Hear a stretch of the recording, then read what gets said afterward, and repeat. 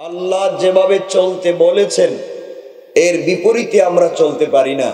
আল্লাহ বলেছেন কোরআনে, তিনি জাহান্নামে অনেক মানুষকে এবং জিন্নাতকে প্রেরণ করবার জন্য জাহান্নাম তৈরি করেছেন। অনেক মানুষকে এবং জিন্নাতকে তিনি জাহান্নামে দিবেন। অপরাধ কি? অপরাধ হলো তাদেরকে আমি কান দিয়েছিলাম, কান দিয়ে ভালো কিছু শুনে নাই। চোখ দিয়েছিলাম, ভালো কিছু দেখে নাই।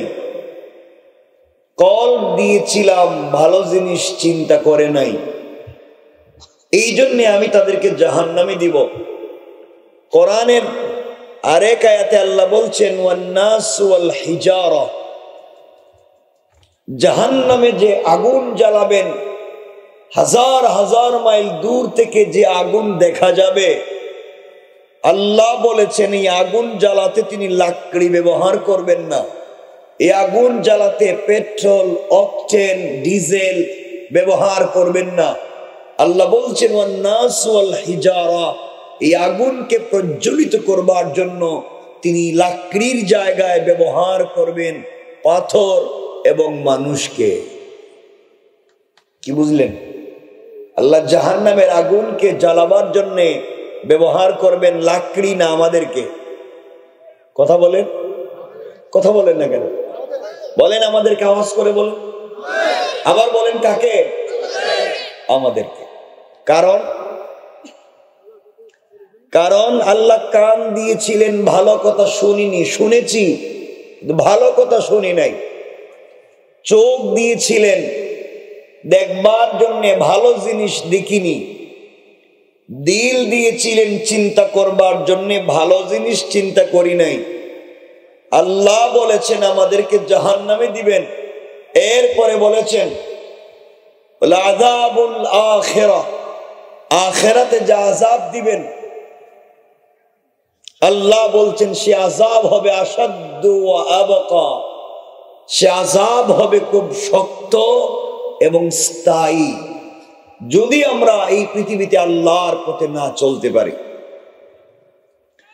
খুব বেশি কথা নয়।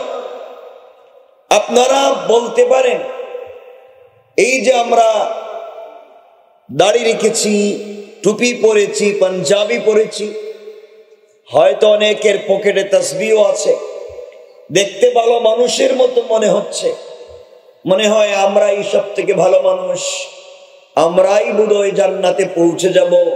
কারণ দেখতে তো দাড়িও আছে, টুপিও আছে, পাগড়িও আছে, পাঞ্জাবিও আছে, জুব্বাও আছে, পকেটে তাসবিহও থাকতে পারে, দেখতে ভালো মানুষের মতো মনে হয় আমরা এগুলা আল্লাহকে দেখাইয়া দেখাইয়া জান্নাতে চলে যাব। মনে রাখবেন, এই বাহিরের এই বেশভূষা দেখাইয়াই জান্নাতে যাওয়া যাবে না, যতক্ষণ পর্যন্ত আমাদের আদর্শ আর চরিত্র ঠিক না হবে। কথা বলেন না কেন? আমাদের আদর্শ আর চরিত্র যদি ঠিক না থাকে, শুধু ভাবভঙ্গি ধরেই জান্নাতে যাওয়া যাবে না। এখানে অনেক লোক আছেন বসা, এই বোয়ালে আর অনেক লোক আছেন এখানে বসা, যাদের মুখের দাড়ি সাদা, পকেটে এক হাত লম্বা তসবিহ আছে, 5 ওয়াক্ত মসজিদে নামাজ পড়েন, হজও করেছেন, উমরাও করেছেন, এত ভালো মানুষ দেখা যায় বাহিরে। এমন 5 ওয়াক্ত নামাজি দাড়িওয়ালা আছে যারা নামাজ পড়বার পরেও এলাকার সব থেকে বড় সুদের কারবারি। কথা বলেন না কেন? আছে না নাই? বলেন আছে না নাই? সে নামাজও পড়ে সুদের কারবার করে, হজও করে সুদের কারবার করে। আল্লাহ কোরআনে বলেছেন, যে সুদ খায়, যে সুদের সাথে সংশ্লিষ্ট, সে যেন আল্লাহর বিরুদ্ধে যুদ্ধ ঘোষণা করলো। যে সুদ খাইল সে যেন তার মায়ের সাথে জেনার মতো অপরাধ করলো। যে মায়ের সাথে জেনার মতো অপরাধ করে বেড়ায়, যে আল্লাহ এবং তার রাসূলের বিরুদ্ধে যুদ্ধের মতো অপরাধ করে বেড়ায়, সে যত ভাব ধরুক না কেন, সে শয়তান, অরিজিনাল টাটকা শয়তান। নামাজ পড়লেও সে জাহান্নামী। কথা বলেন না কেন? নামাজ পড়লেও জানো। এখন আপনারা বলেন, আপনাদের এলাকায় নামাজ পড়ে কিন্তু সুদের কারবার করে এমন লোক নাই? বৃহত্তর সিরাজগঞ্জে নাই? কথা বলেন, আছে না নাই? এটা হলো এটা টাটকা শয়তান, এবারে নির্বেজাল শয়তান যে নামাজ পড়ে সুদ খায়। এখানে কেউ আসেনি? আশেপাশে দেখো তো, আসেনি কেউ? অলি অলিয়ার মতো তো বসে রয়েছে দাঁড়িয়ে দুড়ি রেখে, একবারে পাঞ্জাবি টুপি লাগাইয়া তো আল্লাহর অলির মতো মনে হচ্ছে। সমাজ আমি আর আপনি নষ্ট করেছি। আমি শুনলাম যে গ্রামের মসজিদটা বড় ভাঙ্গা, অথচ এই গ্রামে কি দালান বাড়ি নাই? কথা বলে না কেন? দালান বাড়ি নাই? আপনার বাড়ি বানাইছেন দালান, যেটা আজ আছে কাল নাই। বাংলাদেশে এই 24শে জুলাই আগস্টে এই যে বিপ্লব হলো, আন্দোলন হলো, এর আগে এই দেশে বহুত মানুষের কোটি টাকা ব্যাংকে ছিল, এখনো হয়তো আছে। কোটি টাকার বাড়ি আছে, কোটি টাকার গাড়ি আছে, বাড়ি বানাইছে 10 কোটি টাকা দিয়া, কিন্তু বেচারা এখন থাকে বনে আর জঙ্গলে। কথা বলেন না কেন? টাকা দিয়ে লাভ হয়েছে কি? লাভ হয়েছে কিছু? বাড়িতে থাকা যায়? আপনি নিজের বাথরুমে খরচ করেছেন 10 লাখ, আর আল্লাহর ঘর মসজিদে 10 টাকা দিতে পারেন না। তো আপনি কি ভাবলেন যে ঈমান আপনাকে আল্লাহর ঘর মসজিদে 10 টাকা দিতে দেয় না, যে ঈমান আপনাকে আল্লাহর ঘর সুন্দর করতে দেয় না, যে ঈমান আপনাকে আপনার ঘর সুন্দর করতে বলে, যে ঈমান আপনাকে আপনার বাথরুম ওয়াশরুমে ডিজাইন করে টাইলস সিরামিক লাগাইতে বলে, কিন্তু ঈমান আপনাকে মসজিদে কাজ করতে দেয় না, এই ঈমান নিয়ে জান্নাতে যাবেন কইছে কে? কথা কোন? ঈমান নিয়ে জান্নাতে যাবেন কইছে কে?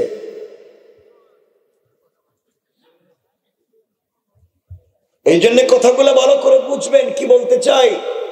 এই সমাজ আমি আর আপনি নষ্ট করেছি। এখানে অনেক লোক আছেন বসা, যাদের মুখের দাড়ি সাদা, দেখতে আল্লাহর ওলির মতো মনে হয়, দেখতে ভালো মানুষের মতো মনে হয়, যারা এলাকার মোড়ল, এলাকার মাতবর, এলাকার বিচারী, পঞ্চায়েতের বড় মুরব্বী, এলাকার সর্দার, এলাকার গুণী মানুষ পাবলিক বলে, এলাকার ভালো মানুষ পাবলিক বলে। দেখবেন পাঞ্জাবিটাও আয়রন করা, সাদা শার্টটাও ইস্ত্রি করা, লুঙ্গিটাও সাদা, সব আয়রন করা, পারফিউম দিয়ে রাস্তা দিয়ে বাইর হইছে। খবর নিয়ে দেখা যায় এলাকায় অনেক মাতবর এমন আছে যারা পঞ্চায়েতের বিচার করতে গিয়া এক কাপ রং চা খাইয়া এদিকের বিচারকে এদিকে দিয়া দেয়। কথা বলেন নাই? বলেন নাই? সমাজ নষ্ট করেছি আমি আর আপনি। অনেক লোক আছে এলাকায়, হাতে 500 টাকা দিয়া দিলে পুরো বিচার শুদ্ধা খায়া ফেলে। এমন লোক আছে 500 টাকা দিলে আরেকজনের বিরুদ্ধে মিথ্যা সাক্ষী দিতে কোর্ট পর্যন্ত চলে যায়। আছে না নাই? তো এই সমস্ত নোংরামি করে গড়কে সুন্দর বানিয়ে আল্লাহর ঘর মসজিদ ভাঙ্গা।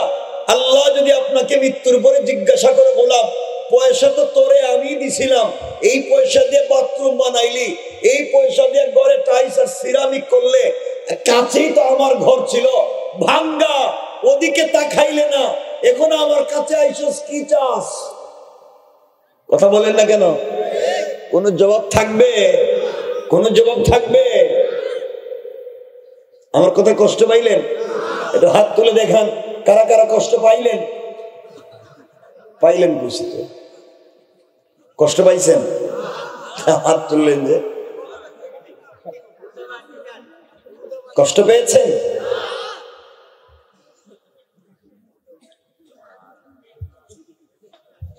সমাজকে আমি আপনি নষ্ট করে দিয়েছি। কেউ রাগ করবেন না বাবা, আমি কি আপনাদের চিনি? কেউ রাগ করবেন না। সমাজ আপনি আমি নষ্ট করে দিয়েছি। গ্রাম নষ্ট, পঞ্চায়েত নষ্ট, পরিবার নষ্ট, ঘরের ভিতরে স্বামী স্ত্রীতে মিল নাই, বউ স্বামীরে দেখতে পারে না, স্বামী তার স্ত্রীরে দেখতে পারে না, সন্তানের সঙ্গে মা বাপের কোনো মিল নাই। সন্তান আগে যাই ভালো ছিল, বিয়ের পরে বউ ছাড়া আর কিচ্ছু চোখে দেখে না, পরিবার নষ্ট, সমাজ নষ্ট, শেষ পর্যন্ত আল্লাহর ঘর মসজিদ পর্যন্ত নষ্ট করে দিয়েছি। খবর নিয়ে দেখেন আজকালকে ম্যাক্সিমাম মসজিদের সভাপতি শত্রু। কথা বলেন, সমাজ নষ্ট, এখানে দিন কেমনে পাবে?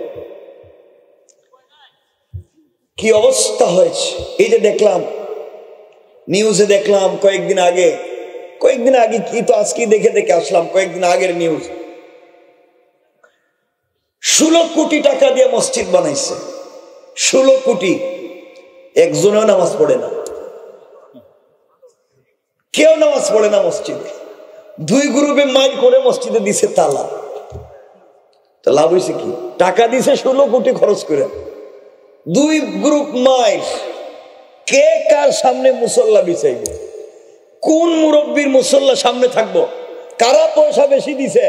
আমি দিছি পয়সা বেশি, আমার দেখা যায় মুসল্লা নাই। যে টাকা দিছে না হে সামনে বসে থাকে, তা নামাজই পড়তে দিতাম না। চিন্তা করলেন? আচ্ছা কোন তো এই কারবার কোনোদিন শয়তানে করছে?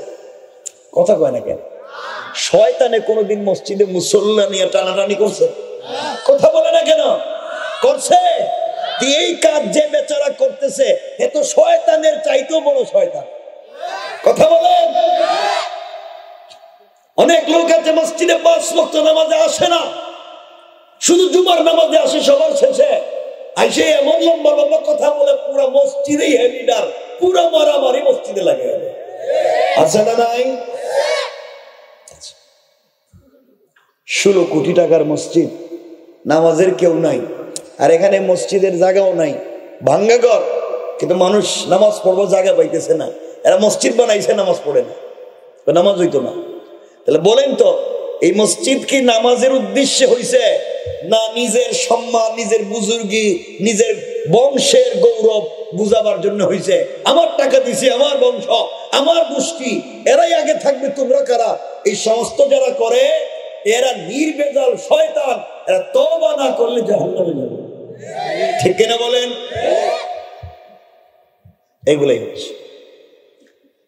এই জন্য আল্লাহর ওয়াস্তে সবাই মসজিদের দিকে খেয়াল রাখেন, মসজিদে নামাজ পড়েন, সবাই মিলে মসজিদে নামাজ যাবেন। কারণ পৃথিবীতে একটাই জায়গা আল্লাহর ঘর, মসজিদ। ওটাকে যদি সুন্দর করতে পারি, ওটাকে যদি ভালোবাসতে পারি, কারণ মসজিদ জান্নাতে যাবে, একা যাবে না, তার মুসল্লি নিয়ে যাবে, মুসল্লি সহ জান্নাতে যাবে। আমি যদি মসজিদের মুসল্লি হই, তাইলে ওই মসজিদ আমাকে সুপারিশ করে আল্লাহর জান্নাত পর্যন্ত নিয়ে যাবে। আমরা পারবো তো ইনশাআল্লাহ? এই আওয়াজে একটু জোরে বলেন না ইনশাআল্লাহ? সকলে বলেন না ইনশাআল্লাহ? আমরা 5 ওয়াক্ত নামাজ পড়বো। কয় ওয়াক্ত? আমরা 5 ওয়াক্ত সালাত মসজিদে পড়বো, সময় মতো জামাতের সাথে। আমি 3টা কথা বলছি। 5 ওয়াক্ত নামাজ। কয় ওয়াক্ত? 5 ওয়াক্ত নামাজ পড়বো কখন? সময় মতো। 5 ওয়াক্ত নামাজ পড়বো সময় মতো, জামাতের সাথে। কিসের সাথে? ইনশাআল্লাহ। কথা বলেন না, সবাই বলেন। আওয়াজে মনে হইতেছে আপনারা একজন নামাজ দিতেন না, শুধু জুম্মা যাইবেন। বলেন, জোরে বলেন ইনশাআল্লাহ। যদি মসজিদে না যান, কিয়ামতের দিন আল্লাহরে বইলা দিমু, আল্লাহ এদেরকে আমি কইছিলাম নামাজে যাইতে, হেরা গেছে না, কিন্তু আমার কথা শুনে নাই। আল্লাহ রাসূল হাদিসে বলেছেন, মান তারাকাস সালাতা মুতাআম্মিদান ফাকাদ কাফারা। যে ব্যক্তি ধারাবাহিকভাবে সালাত ছেড়ে দিল সে কাফের। সে কাফের। কারণ একজন অমুসলিম এবং মুসলমানের মধ্যে পার্থক্য করে সালাতে। একজন অমুসলিমে সালাত পড়ে না কিন্তু দাড়ি রাখে, আছে না? আছে না? অনেক অমুসলিম নামাজ পড়ে না কিন্তু মাথায় টুপি দেয়, আছে না? অনেক অমুসলিম নামাজ পড়ে না কিন্তু পাঞ্জাবি পরে, আছে না? তাহলে তাদের পাঞ্জাবিও আছে, টুপিও আছে, দাড়িও আছে, সব আছে, তসবিও আছে। দেখবেন বৌদ্ধ, তারা প্যাকেটে, হাতের মধ্যে প্যাকেট নিয়ে তসবি পড়ে, দেখছেন নি? তাদের তসবিও আছে, শুধু পার্থক্য তারা সালাত পড়ে না, আমরা সালাত পড়ি। কারণ আপনি যদি মসজিদ নিয়ে মারামারি করে দুই গ্রুপ হইয়া মসজিদের নামাজি বাদ দিয়ে দেন, মসজিদ তালাই মাইরা দেন, মসজিদের নামাজই যান না, ওরাও মুসলিম, আল্লাহর বিশ্বাস করে না, তারাও নামাজ পড়ে না, আমিও নামাজ পড়ি না, তাহলে তো সমান হয়ে গেলাম। ঠিক কিনা বলেন? এর জন্য আমরা নামাজ পড়বো ইনশাআল্লাহ। যারা মসজিদ নিয়ে মারামারি করে, কেউ কাউকে মসজিদে আসতে বাধা দেয়, নামাজ না পড়ে মসজিদে তালা দিয়ে দেয়, মসজিদে আমার মসজিদে কেন নামাজ পড়তে আসবা, ওই সমস্ত যারা করে মসজিদে অভিশাপ করে, কিয়ামতের দিন আল্লাহর আদালতে তাদেরকে জবাব দিতে হবে। আল্লাহ এই সমস্ত নোংরামি থেকে আমাদেরকে হেফাজত করে, পড়ে না আমিন। মনে থাকবে তো? একজন মানুষ যদি জান্নাতে যেতে হয় তাহলে কমপক্ষে কোরআনের গুণ লাগবে 4টা। কয়টা? 4টা গুণ যদি কারো ভিতরে থাকে কমপক্ষে, ওই বেচারা মরলেই জান্নাতে যেতে পারবে। সুবহানাল্লাহ তো আসতে বললেন, এতগুলা মানুষ একটু জোরে পড়েন না সুবহানাল্লাহ। আমার মুসলমান বন্ধুগণ, গভীর মনোযোগ। আল্লাহ রাব্বুল ইজ্জত ওয়াল জালাল আখিরি জামানার পয়গম্বর সরকারে কায়নাত, দো জাহানের সরদার নবী রহমত জনাব মুহাম্মদ রাসূলুল্লাহ সাল্লাল্লাহু আলাইহি ওয়াসাল্লাম কে আল্লাহ তাআলা জানিয়ে দিয়েছেন, বন্ধু আমার, দুনিয়ার জমিনে যারা আমি আল্লাহর গোলাম দাবি করবে, আশিকে রাসূল দাবি করবে, আমি আল্লাহর গোলাম নিজেকে মনে করবে, আল্লাহর গোলামের গুণ কি, কোয়ালিটি কি, কন্ডিশন কি, আদর্শ কি, চরিত্র কি, আল্লাহ তাআলা কোরআনে কারীমের ভিতরে এক এক করে বর্ণনা করেছেন। আবার আল্লাহ 1 নম্বরে বললেন, ওয়াইবাদুর রাহমানিল্লাযীনা ইয়ামশুনা আলাল আরদি হাওনা। আল্লাহ রাব্বুল ইজ্জত ওয়াল জালাল বলছেন, মুসলমানেরা, এই দুনিয়ার জমিনে যারা আমি আল্লাহর গোলাম দাবি করবে, আশিক রাসূল দাবি করবে, আমি আল্লাহর গোলাম নিজেকে মনে করবে, বান্দারে, আল্লাহর গোলামের 1 নাম্বার গুণ হলো আমার গোলাম দুনিয়ার জমিনে চলার পথে কোনোদিন অহংকার করতে পারে না। কি করতে পারে না? সবাই বলেন। এই 4টা একটু সামনে দিতে হবে। অহংকার করা যাবে? বলেন না যাবে? এই এলাকার ভিতরে, এই বোয়ালিয়ার ভিতরে আল্লাহ যাদেরকে টাকার মালিক বানিয়েছেন, পয়সার মালিক বানিয়েছেন, সম্পদের মালিক বানিয়েছেন, আপনি যদি সম্পদের কারণে, টাকার কারণে, বাড়ি গাড়ি মিল ফ্যাক্টরির কারণে আপনি যদি দুনিয়ার জমিনে অহংকার করেন, আবার আল্লাহ চাইলে 1 মুহূর্তের ভিতরে 10 তলা থেকে থাপড়াইয়া গাছতলায় নামাইয়া দিতে আমার আল্লাহ 1 মিনিটও দেরি হবে না। কোন ঠিক কিনা? আল্লাহ পারবে? আসতে বলছেন কেন? পারবে। আর আপনি যদি অহংকার ছেড়ে দিতে পারেন, চলার পথে নিজেকে ছোট করতে পারেন, নিজেকে যদি মাটির সঙ্গে মিশাইয়া দিতে পারে, আমার আল্লাহ চাইলে গাছতলা থেকে, বাঁশতলা থেকে কান ধরে 10 তলার মালিক বানাইয়া দিতে আমার আল্লাহর 1 মুহূর্ত দেরি হবে না। কোন ঠিক কিনা?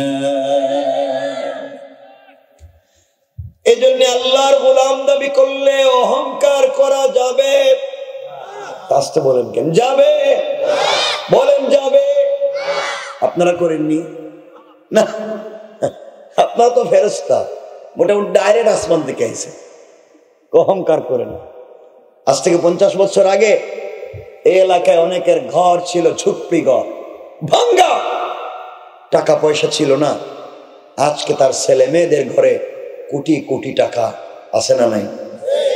আর আজ থেকে 50 বছর আগে অনেকের ঘরে ছিল লাখ লাখ টাকা, আজ তার ছেলে মেয়েরা মানুষের বাড়িতে আর রাস্তাঘাটে কাজ কাম করে খায়। কথা বলেন না কেন? এগুলা নাই। কে করতে পারে? আসতে বলবেন না, জোরে বলেন কে? অহংকার করা যাবে? যাবে না। আপনার সম্পদ আছে, আপনি ভাব ধরতে পারেন না, অহংকার করতে পারেন না। আল্লাহ চাইলে, বেইজ্জত করতে চাইলে আপনার ঘর বাড়ি রাইকাও বন জঙ্গলে রাখতে পারে। কথা বলেন না কেন? এই জন্য অহংকার করা যাবে। যারা ক্ষমতার ধাপড় দেখিয়ে, যারা অন্যায় নোংরামি করে এই সমাজের মানুষকে বিপদগ্রস্ত করেছে, আজ ক্ষমতাও নাই, থাকবার জায়গাও নাই, আজ কিচ্ছু নাই। এই জন্য ক্ষমতা পেয়ে গেলে নিজেকে বড় মনে করবার কোন যৌক্তিকতা নাই। আল্লাহ যদি বেইজ্জত করে দেশ থেকেও তাড়িয়ে বের করে দিতে পারে। আল্লাহ পারে, আল্লাহ চাইলে বেইজ্জত করতে পারে।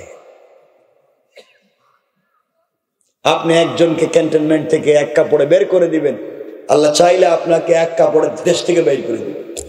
আপনি বুঝতেই পারবেন না। ইজ্জত দেওয়ার মালিক কে? কারো প্রতি কোনো জুলুম করা যাবে না, কারো প্রতি কখনোই কোনো জুলুম করা যাবে না। তাহলে আল্লাহর গোলামের এক নাম্বার গুণ অহংকার করা যাবে? বলেন যাবে? খুব মনোযোগ দিয়ে শুনুন। আল্লাহর গোলামের দুই নাম্বার গুণ আল্লাহ বললেন, ওয়াইদা খাতাবাহুমুল জাহিলুনা ক্বালু সালামা।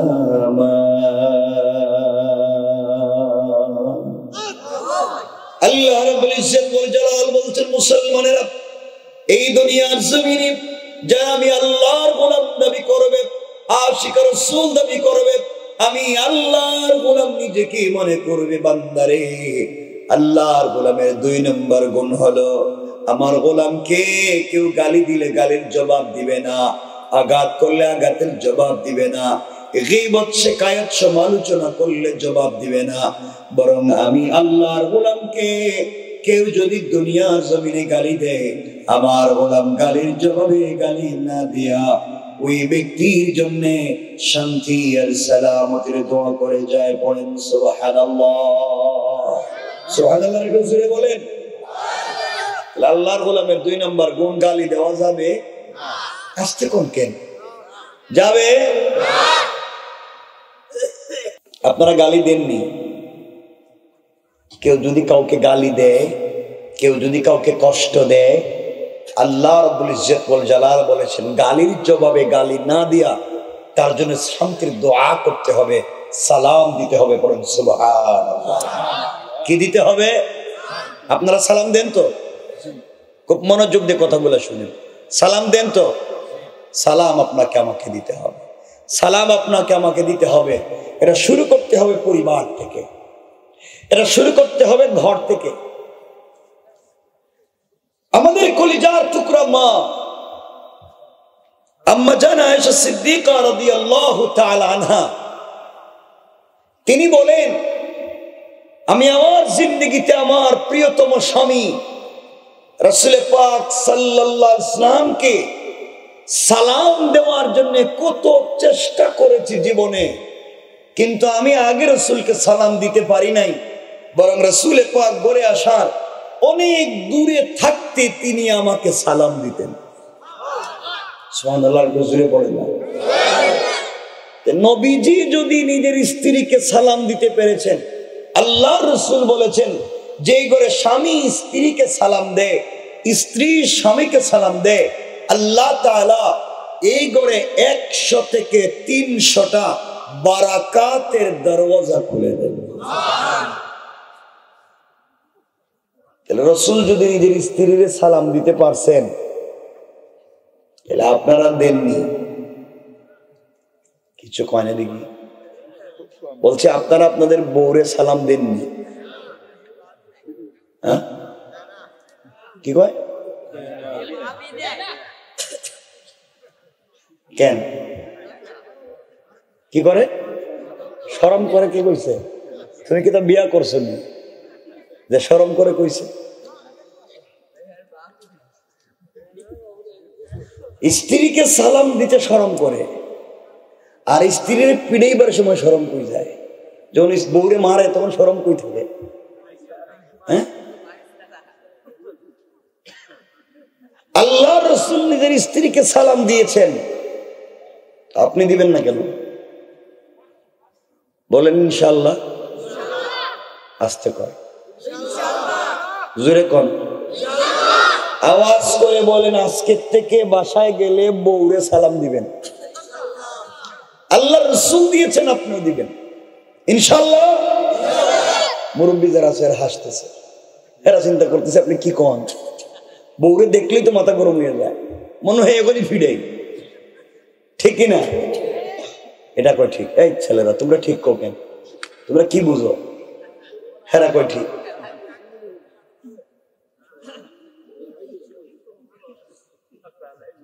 স্ত্রীকে সালাম দিবেন ইনশাআল্লাহ। মুরব্বী এরকম সবাই বলেন যারা বিয়ে করছেন ইনশাআল্লাহ জোরে কও। আজকে বাসায় গিয়ে কমপক্ষে একটা সুন্নত আদায় করো, নিজের স্ত্রীর সালাম দিবা, দরজা দাঁড়ায় এই বলবা বউ আসসালামু আলাইকুম ওয়া রাহমাতুল্লাহ।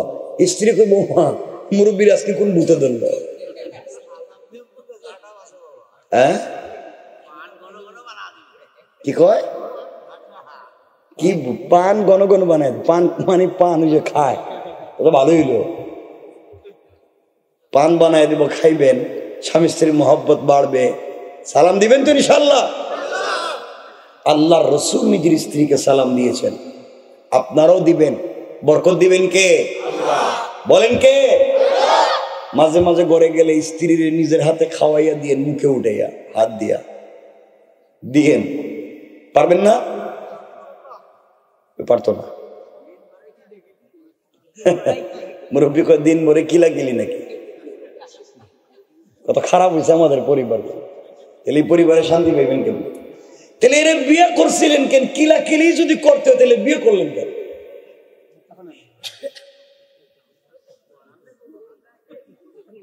স্ত্রীকে মহব্বত করবেন, ভালোবাসবেন, মাঝে মাঝে নিজের হাতে মুখে উঠে খাওয়াইয়া দিবেন, এটা সুন্নত। পারবেন তো ইনশাআল্লাহ? সালাম দিবেন তো ইনশাআল্লাহ? বলেন ইনশাআল্লাহ। ওয়াজ শুনবেন কিন্তু আমল করবেন না, তো হইতে পারে না। আল্লাহ রাসূল যা করেছেন আপনারা তাই করবেন। জোয়ানেরা যারা এখনো বিয়ে করো নাই, তোমরা তো মোটামুটি প্র্যাকটিস শুরু করে দিও। কি কয় মুরব্বী? মানে বুঝি না এর কথা। মেয়েদের কি আপনারা হেদায়েত হইলে তো বউ ঠিক হয়ে যায়। আপনি বউরে বানায় দিয়েছেন ঘরের কামলা, সারাদিন কাজ করাইবেন, রান্না, ঘর মুছা, বকরি, ছাগল, হাঁস, মুরগ সব স্ত্রীর দেখবেন, আবার বছরে বছরে বাচ্চা একটা সাপ্লাই দিবেন। এটা কোথায় পাইছেন এগুলো আপনি? হাদিসে তো আছে ঘরের সব কাজ করবেন আপনি, রান্নাও করবেন আপনি। তাহলে এখন উল্টা যদি ওয়াজ করে দিতে, বউরে রান্না করে খাওয়াইতে হবে, এই ওয়াজ করে দিন। এর জন্য কমপক্ষে সালামটা দেন। বলেন ইনশাআল্লাহ। আজকে থেকে সালাম দিবেন, নাহলে কিন্তু ওয়াজ উল্টাই দিন। বউ বসে থাকবো, আপনি খাওয়াইতে হবে।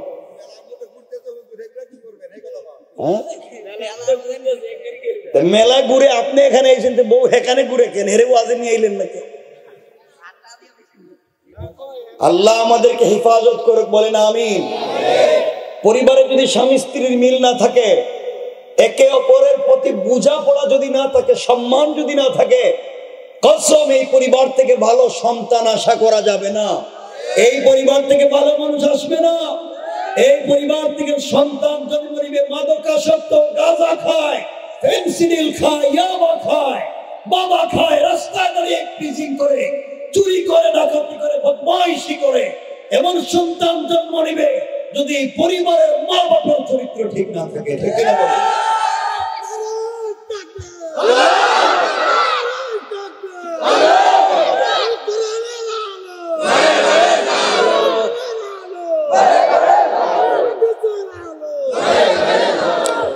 আপনারা শুধু ওয়াজে আসলে বলেন হুজুর, আপনারা ওয়াজে আসলে বলেন হুজুর, সন্তানদেরকে বলেন মা বাপের খিদমত করতে। তো সন্তান মা বাপের খিদমত করবো কেন? কেন সন্তান মা বাপের খিদমত করবে সেই ওয়াজ করতে হবে? আর সন্তান জন্ম নেওয়া থেকে নিয়ে বড় হওয়া পর্যন্ত সন্তানের কতগুলো হক ছিল সেগুলো কি আদায় করছেন?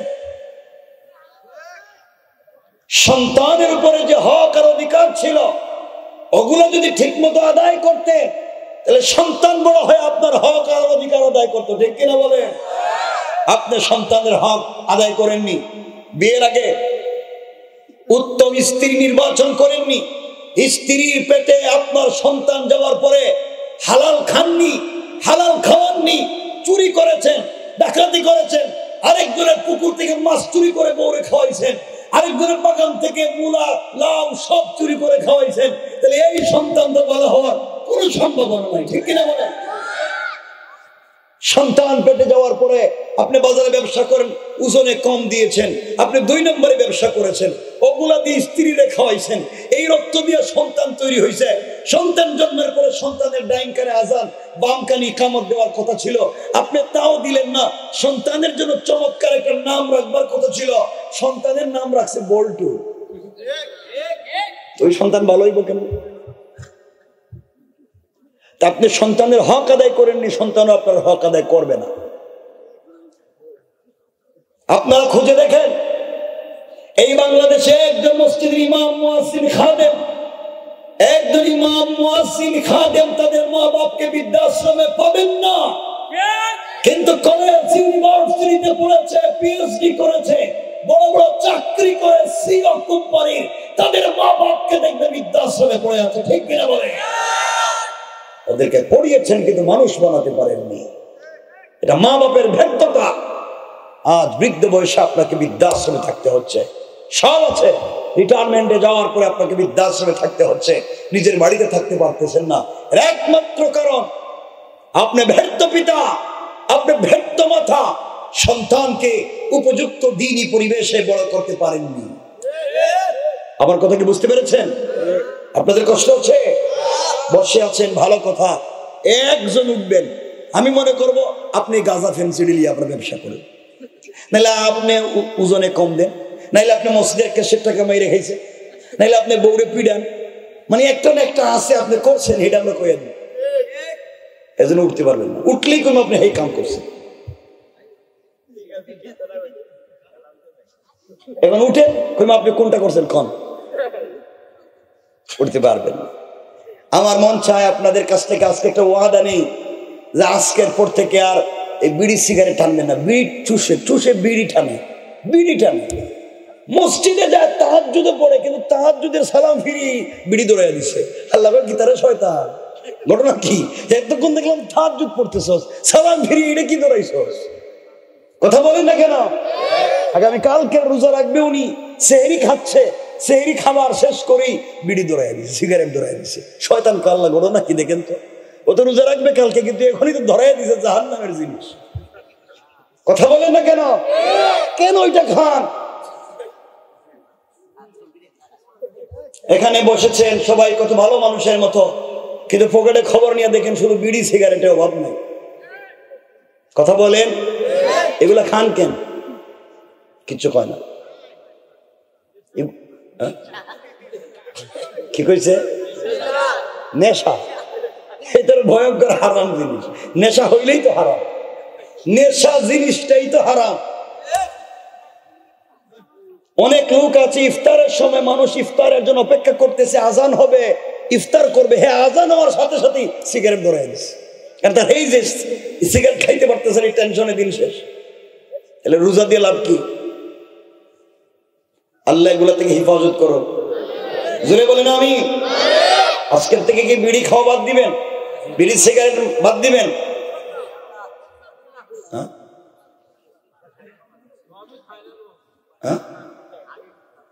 আগে খেতে খায় না, শোনেন কথা বললেন না। আল্লাহ আমাদেরকে হেফাজত করুক, বলেন আমিন।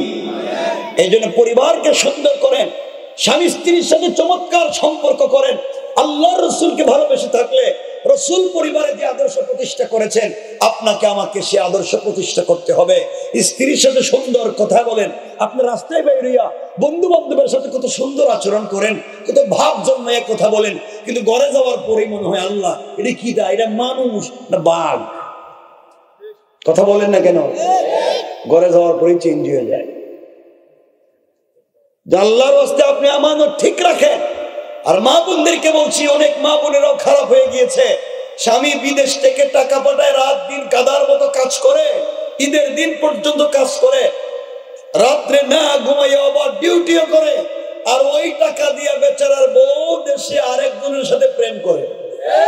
ঠিক কিনা ধরে বলেন? এগুলা নাই সমাজে?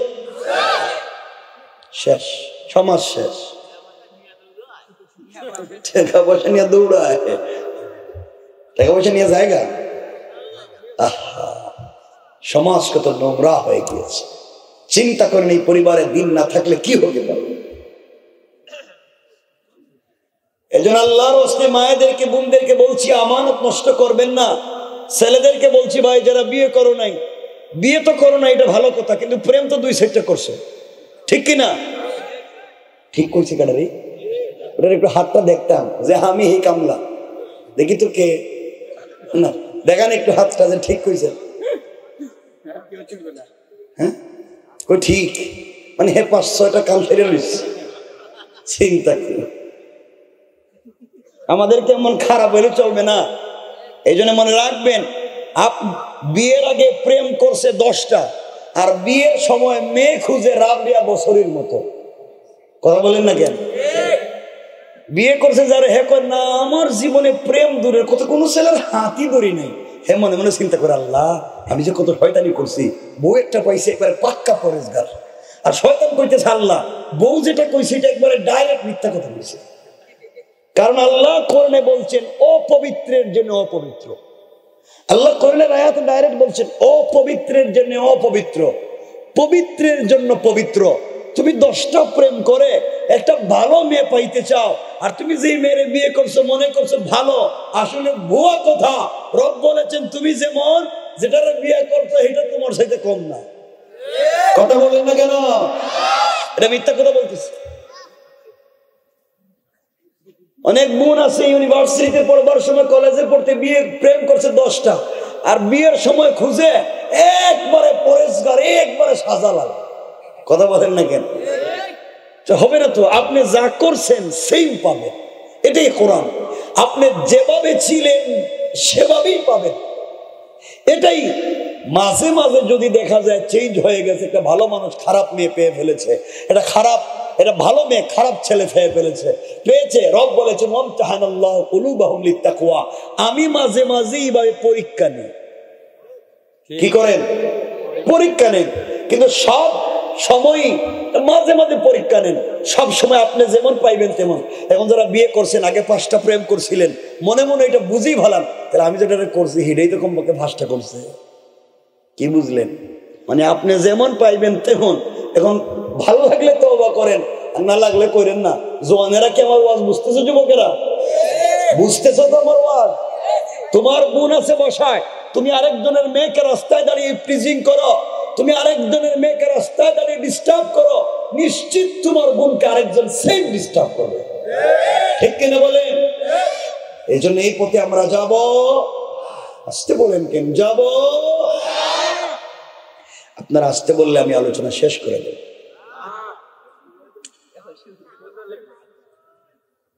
যেটা আল্লাহর গোলামের 2 নম্বর গুণ, গালি দেওয়া যাবে। কেউ যদি গালি দেয় তার বিনিময়ে শান্তির দোয়া করব, সালাম দিব, পড়েন ইনশাআল্লাহ। বসে রয়েছেন ভালো, উঠলে কি হে কারবার আপনি করেন, উঠবেন না। আল্লাহর গোলামের 3 নম্বর গুণ, আল্লাহ বলছেন ওয়াল্লাযীনা ইয়াবিতুনা লিরাব্বিহিম সাজ্জাদান ওয়া কিয়ামা।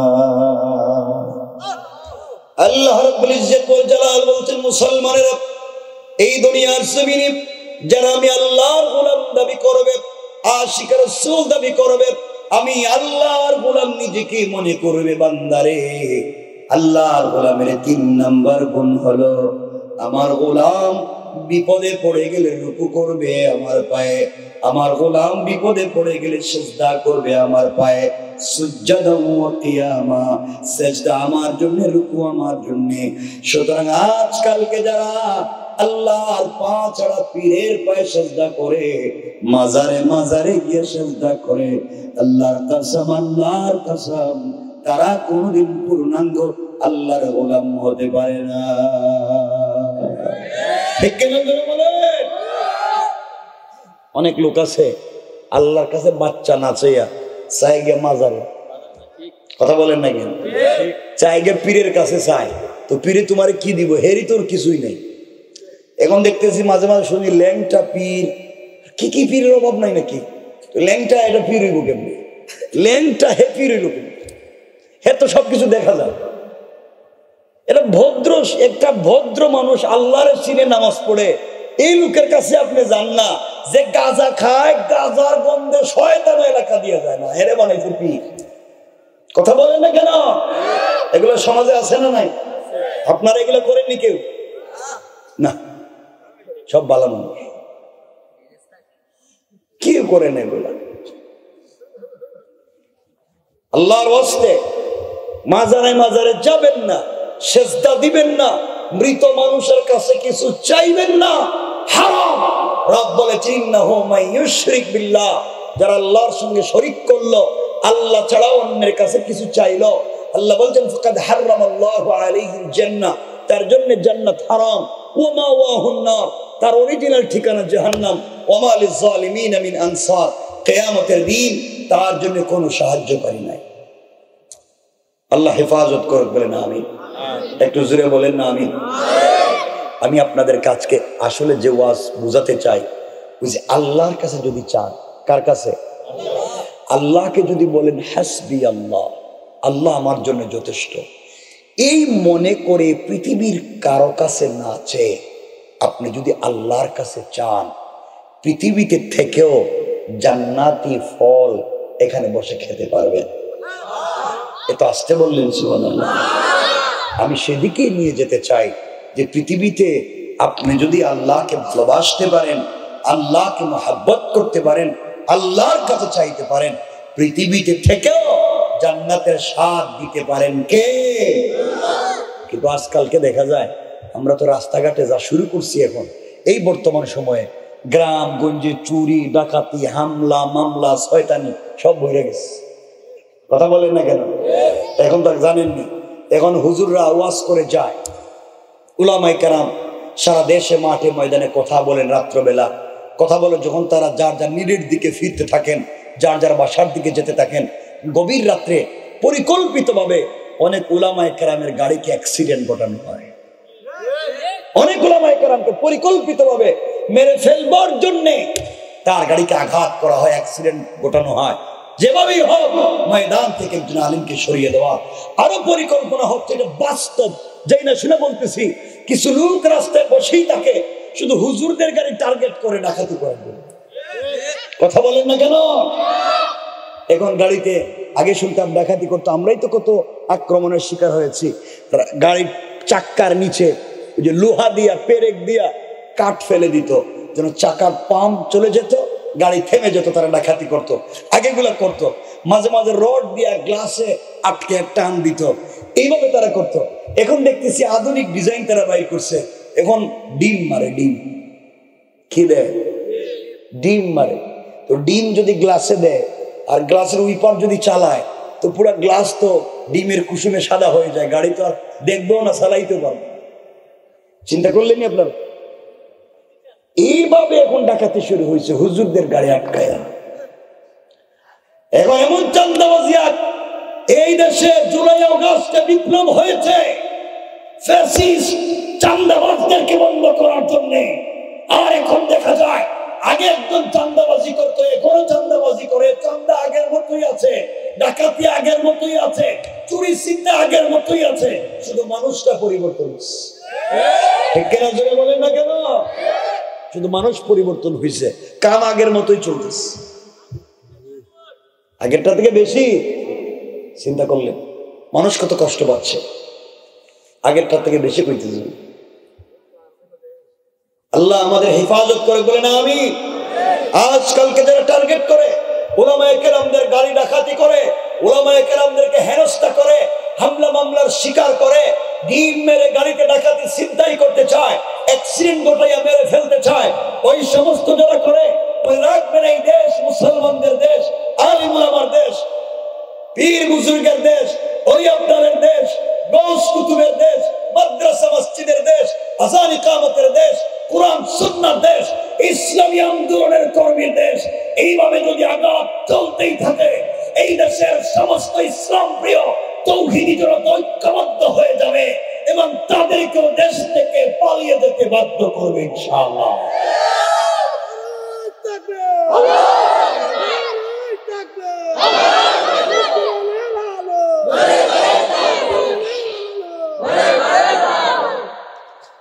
আমার কথা কি বুঝতে পারতেছেন আপনারা? আল্লাহর গোলামের 2 নম্বর গুণ, সেজদা দিব কার পায়ে? বলেন না কার? আল্লাহর পায়ে যদি সেজদা দিতে পারে, কথা খুব মনোযোগ দিয়ে শুনেন, লম্বা না, আমরা শেষ করব। আল্লাহর পায়ে যদি সেজদা দেন, আপনি কি চাইবেন? আপনার একটা বাড়ির দরকার, আপনার একটা গাড়ির দরকার, আপনার পয়সার দরকার, এই তো? বলেন না কি এই তো? দুনিয়ায় কি দরকার? একটা গাড়ি হইলে তো হয়, একটা বাড়ি হইলে হয়, সুন্দর একটা গাড়ি, সুন্দর একটা বাড়ি, সুন্দর একটা বউ, ঠিক কিনা? মুরব্বীরা কইতেছে ঠিক। তোমরা কি হয়েছে? মুরব্বীরা কি আবার বিয়ে করবো নাকি? হেরা ঠিক কইতেছে। আমি তো জোয়ানদেরকে কইতেছি, হেরা তো কিছু কই না। সুতরাং এই সময় আমরা যদি আল্লাহর কাছে চাইতে পারি, রব বলেছেন তোমরা আমার কাছে শুধু চাও, আমি কথা দিলাম তোমরা আমার কাছে হাত উঠাইবে, সাথে সাথে দোয়া কবুল করে নেবে।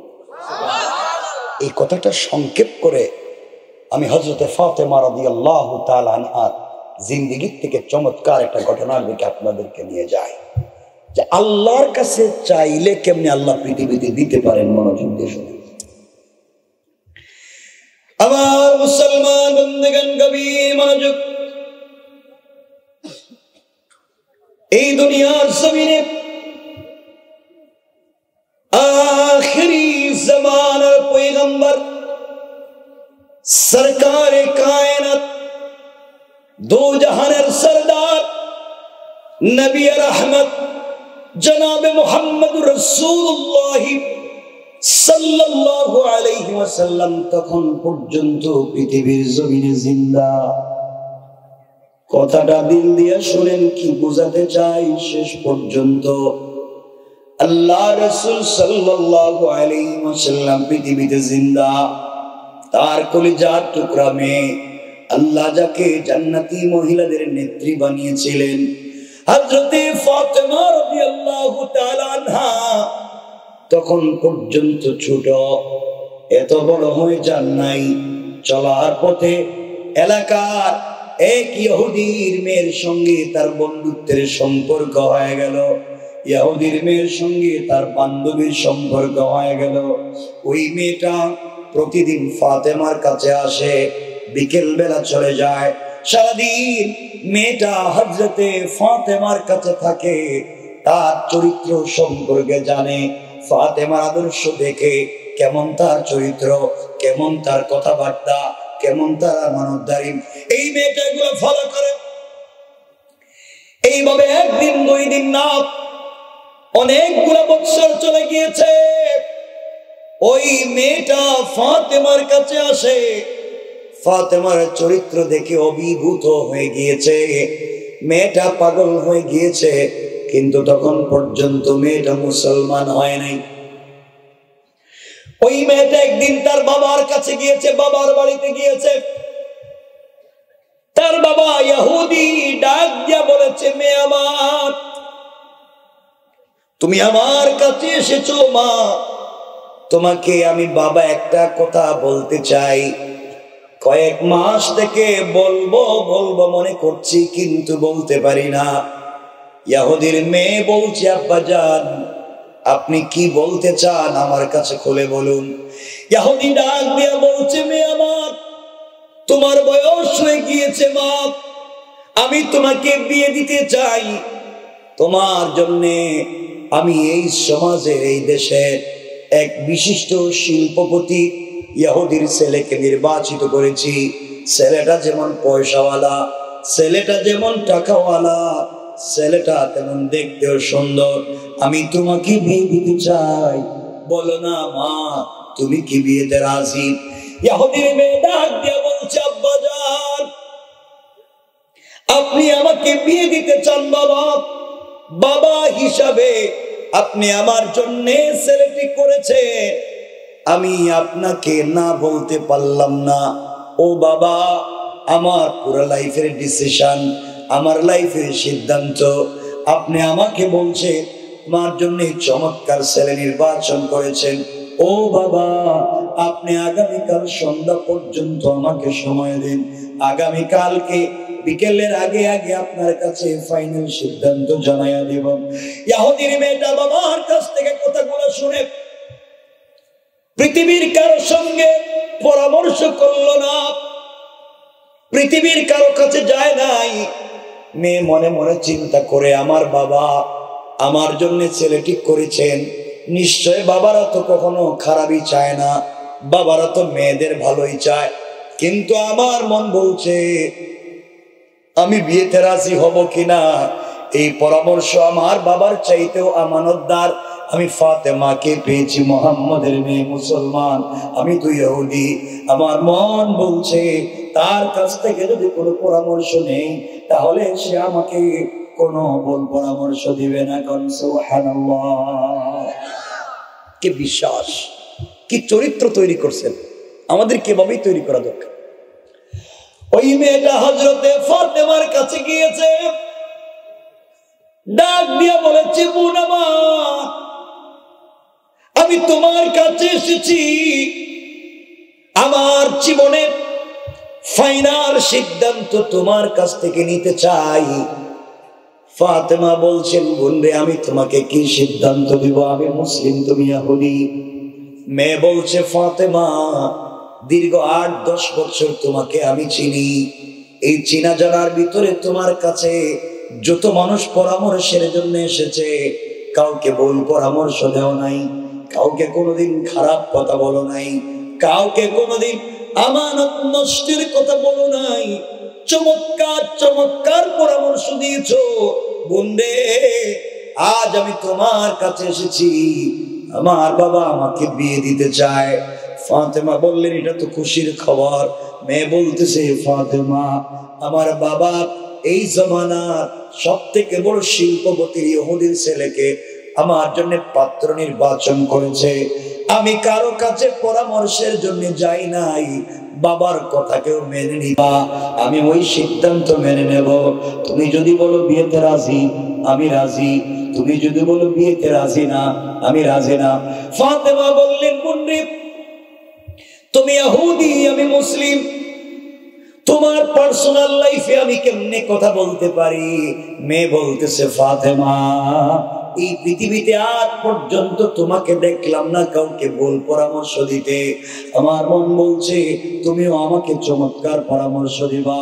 ফাতেমা বলছেন, বোন রে কোনো বাবারাই চায় না মেয়েরা কষ্টে থাকুক, আমার মন বলছে তোমার বাবা তোমার জন্য যে ছেলে ঠিক করেছে ওই বিয়েতে রাজি হয়ে যাও, তোমার জন্য কল্যাণ আছে। ফাতেমার সামনে মেয়েটা চোখের পানি ছেড়ে দিয়েছে, ডাক দিয়া বলছে, ফাতেমা তুমি আমাকে বলেছো বিয়েতে রাজি হয়ে যাওয়ার জন্য, তোমার কথায় আমি রাজি, তুমি যদি বলো বিয়ে করতে আমি রাজি। ও ফাতেমা কিন্তু আমার একটা কথা আছে, আমার একটা বিষয় জানবার আছে। ফাতেমা বললেন, কি জানতে চাও? মেয়ে ডাক দিয়া বলছে, ফাতেমা আমার জন্য বাবা যেই ছেলে ঠিক করে দিয়েছে ওই বিয়েতে আমি রাজি, কিন্তু আমার একটা শর্ত হলো তুমি যদি আমার বিয়েতে যাও, তুমি যদি আমার বিয়েতে যাও, বিয়ের দিনে আমার পাশে বসে আমার মাথায় হাত বুলাইয়া তুমি যদি আমার জন্য দোয়া করে দেও, আমার জন্য সৃষ্টিকর্তার কাছে কল্যাণ চাও। ও ফাতেমা আমার চোখে দেখা পৃথিবীর সব থেকে শ্রেষ্ঠ মেয়ে তুমি, আমানতদার মেয়ে তুমি, ভদ্র মেয়ে তুমি, তুমি যদি আমার জন্য সৃষ্টিকর্তার কাছে কল্যাণ চাও এর চাইতে বড় পাওয়া আমার জীবনে আর হতে পারে না। ফাতেমা ডাক দিয়ে বলছেন, বোন রে, তুমি ইহুদি, আমি মুসলিম, তোমার বিয়েতে কোনোভাবেই আমি যেতে পারি না। মানুষ আমাকে কি বলবে, আমার বাবাকে মানুষ চিৎকারি করবে, গালি দিবে, আমি যেতে পারি না। ইহুদির মেয়ে ডাক দিয়ে বলছে, ফাতেমা, তোমাকে আমার কলিজার থেকে ভালোবেসে ফেলেছি, তুমি যদি আমার বিয়েতে না যাও, তুমি যদি আমার পাশে বসে দোয়া না করো, আমি তোমাকে তো ভালোবাসলাম, তুমি যদি আমার পাশে বসে আমার জন্য দোয়া না করো, আসমান জমিন ভেঙে যেতে পারে, দুনিয়া ধ্বংস হয়ে যেতে পারে, কিন্তু আমি কোনোদিন তোমাকে ছাড়া, তোমাকে পাশে না বসিয়ে এই পৃথিবীর কোন ছেলেকে বিয়ে করব না। সুবহানাল্লাহ, জুড়ে জুড়ে পড়ে। আমার বন্ধুগণ, কষ্ট হচ্ছে? মেয়েটা বাবার কাছ থেকে কথা শুনে পৃথিবীর কারোর সঙ্গে পরামর্শ করলো না, গিয়েছে ফাতেমার কাছে। চিন্তা করেছে ওখানে গেলেই চমৎকার পরামর্শ পাবো, কারণ সে কোনোদিন অন্যায় করতে পারে না। আর আজকালকে সব জায়গায় না, আপনাদের সিরাজগঞ্জের খবর আমি জানি না, আমি আমার কথাই বলছি, আজকালকে আমাদের দেশের কোনো মেয়েকে যদি তার বাপ বলে, মা তোমার জন্য একটা ভদ্র, নামাজি, সৎ চরিত্রবান একটা ছেলেকে পাত্র হিসাবে নির্বাচন করেছি, আমি তোমাকে বিয়ে দিতে চাই, মা তুমি কি রাজি? তা আমাদের দেশের মেয়েরা বলবে, বাবা আপনি কি বলছেন, আই এম সরি, আপনি আমাকে তো কষ্ট দিচ্ছেন বাবা, আপনি আমার জন্য ছেলে ঠিক করেছেন, আমি তো 5 বছর আগে বল্টুর ছেলের সাথে প্রেম করি, ঠিক না? আমি তো 5 বছর আগে কাম সাইরা রয়েছি, তুমি আমাকে এখন আর বলিয়া লাভ কি? কথা বলেন না কেন? এই তো বল্টুর কাছে গিয়ে বলবেন, দেখ বল্টু, আমার বাপ কিন্তু একটা ছেলে ঠিক করতেছে, আমাকে বিয়ে দিতে চায়, আমি কিন্তু বিয়েতে রাজি না, চল আমরা দুটোটা পালাই। কথা কেন? দেখা যায় মা বাপের মুখে চুনকালি দিয়া একটা সম্মানিত পরিবারকে ধ্বংস করে অপরিচিত একটা ছেলের হাত ধরে একটা মেয়ে চলে যায়, একটা ছেলে আর একটা মেয়েকে নিয়ে বাসায় পৌঁছে যায়। এগুলো আছে কি আছে না? হয় কি হয় না? আর ওই মেয়েটা বাবার কাছে গিয়ে বলতেছে, বাবার কাছ থেকে গিয়ে ফাতেমাকে বলছে, বোন তুমি বললে আমি বিয়ে করতে রাজি। চিন্তা করে হযরতে ফাতেমা আবেগী হয়ে গেলেন। এক পর্যায়ে ডাক দিয়া বলে ফেললেন, বোন রে, ইনশাআল্লাহ কথা দিলাম তোমার বিয়েতে যাব এবং তোমার মাথায় হাত রেখে দোয়া করে দেব। সুবহানাল্লাহ বলেন, বলেন না সুবহানাল্লাহ? আমাদের দেশে দেখবেন, জানি না সব জায়গায় তো খারাপ না, ভালো মানুষ আছে। একটা ছেলে নামাজ পড়ে, আপনি যদি বলেন যে মা তোমার জন্য একটা ছেলে ঠিক করেছি, ছেলেটা নামাজি এবং দাড়িওয়ালা, দাড়ি আছে, নামাজে পড়ে, আপনি কি কইলেন, এটা একটা খ্যাত। কথা কোন দেখেন, দাড়ি রাখছে ওরে কি বিয়ে করা যায় নাকি? ও তো বাবার মতো হয়ে গেছে। আচ্ছা, দাড়ি রাখলে কি মানুষের খারাপ লাগে? কথা বলেন না কেন? আমরা তো দাড়ি রাখছি, খারাপ লাগে? খারাপ লাগে না, এটা খুব ভালো লাগে। পৃথিবীর সকল নবীদের সুন্নাহ হচ্ছে দাড়ি রাখা। যেই মেয়ে নামাজি দাড়িওয়ালা ছেলে দেখলে বিয়ে করতে চায় না, ওই মেয়েকে বিয়ে করারই দরকার নাই, ঠিক কিনা বলে? যে দাড়িওয়ালা নামাজি দিনদার ছেলেকে পছন্দ করে না, মনে রাখবেন তার চরিত্র খুব ভালো। এই আওয়াজে বললোই তো নাকি খুব ভালো, আওয়াজ করে বলেন ভালো। নামাজি দিনদার ছেলে দেখলে আর ভাল লাগে না। অনেক আমার যুবক ভাইরাও আছে, একটা মেয়ে পেয়েছে নামাজি পর্দানশীল, হে ওই মেয়েকে বিয়ে করতে চায়, মডার্ন মেয়েরে বিয়ে করবো, হেরে রাইকা আর 5টার সাথে প্রেম করব, এমন মেয়েরে বিয়ে করতে চায়। শেষ পর্যন্ত বিদেশে গিয়ে 20 বছর টাকা বানাইবো, ওই টাকা শুদ্ধ লয়ে যাইব। কথা বলেন না কেন? আল্লাহ আমাদের হেফাজত করুক, বলেন না আমিন। আসতে বলবেন না, জোরে বলেন না আমিন। কষ্ট পাইলেন আমার কোথায়? একটু হাত তুলে দেখেন কারা কারা কষ্ট পান নাই। পান নাই কইছি তো এখন, মাশাআল্লাহ। মুরব্বী কষ্ট পাইছো, হাত উঠান না কেন বাবা?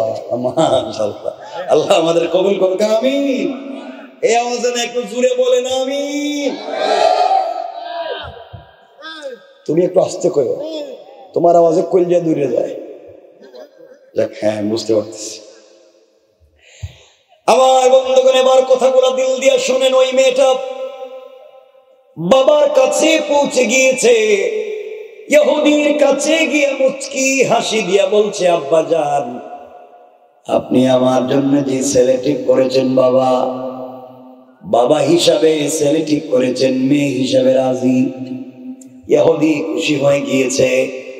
আমার মেয়েকে আমি একটা পাত্রের প্রস্তাব করলাম, আমার মেয়ে রাজি হয়ে গিয়েছে। আমার জীবনে আর কোনো চাওয়া নাই, চাহিদা নাই, একটা মাত্র সন্তান আমার, টাকার কোনো অভাব নাই।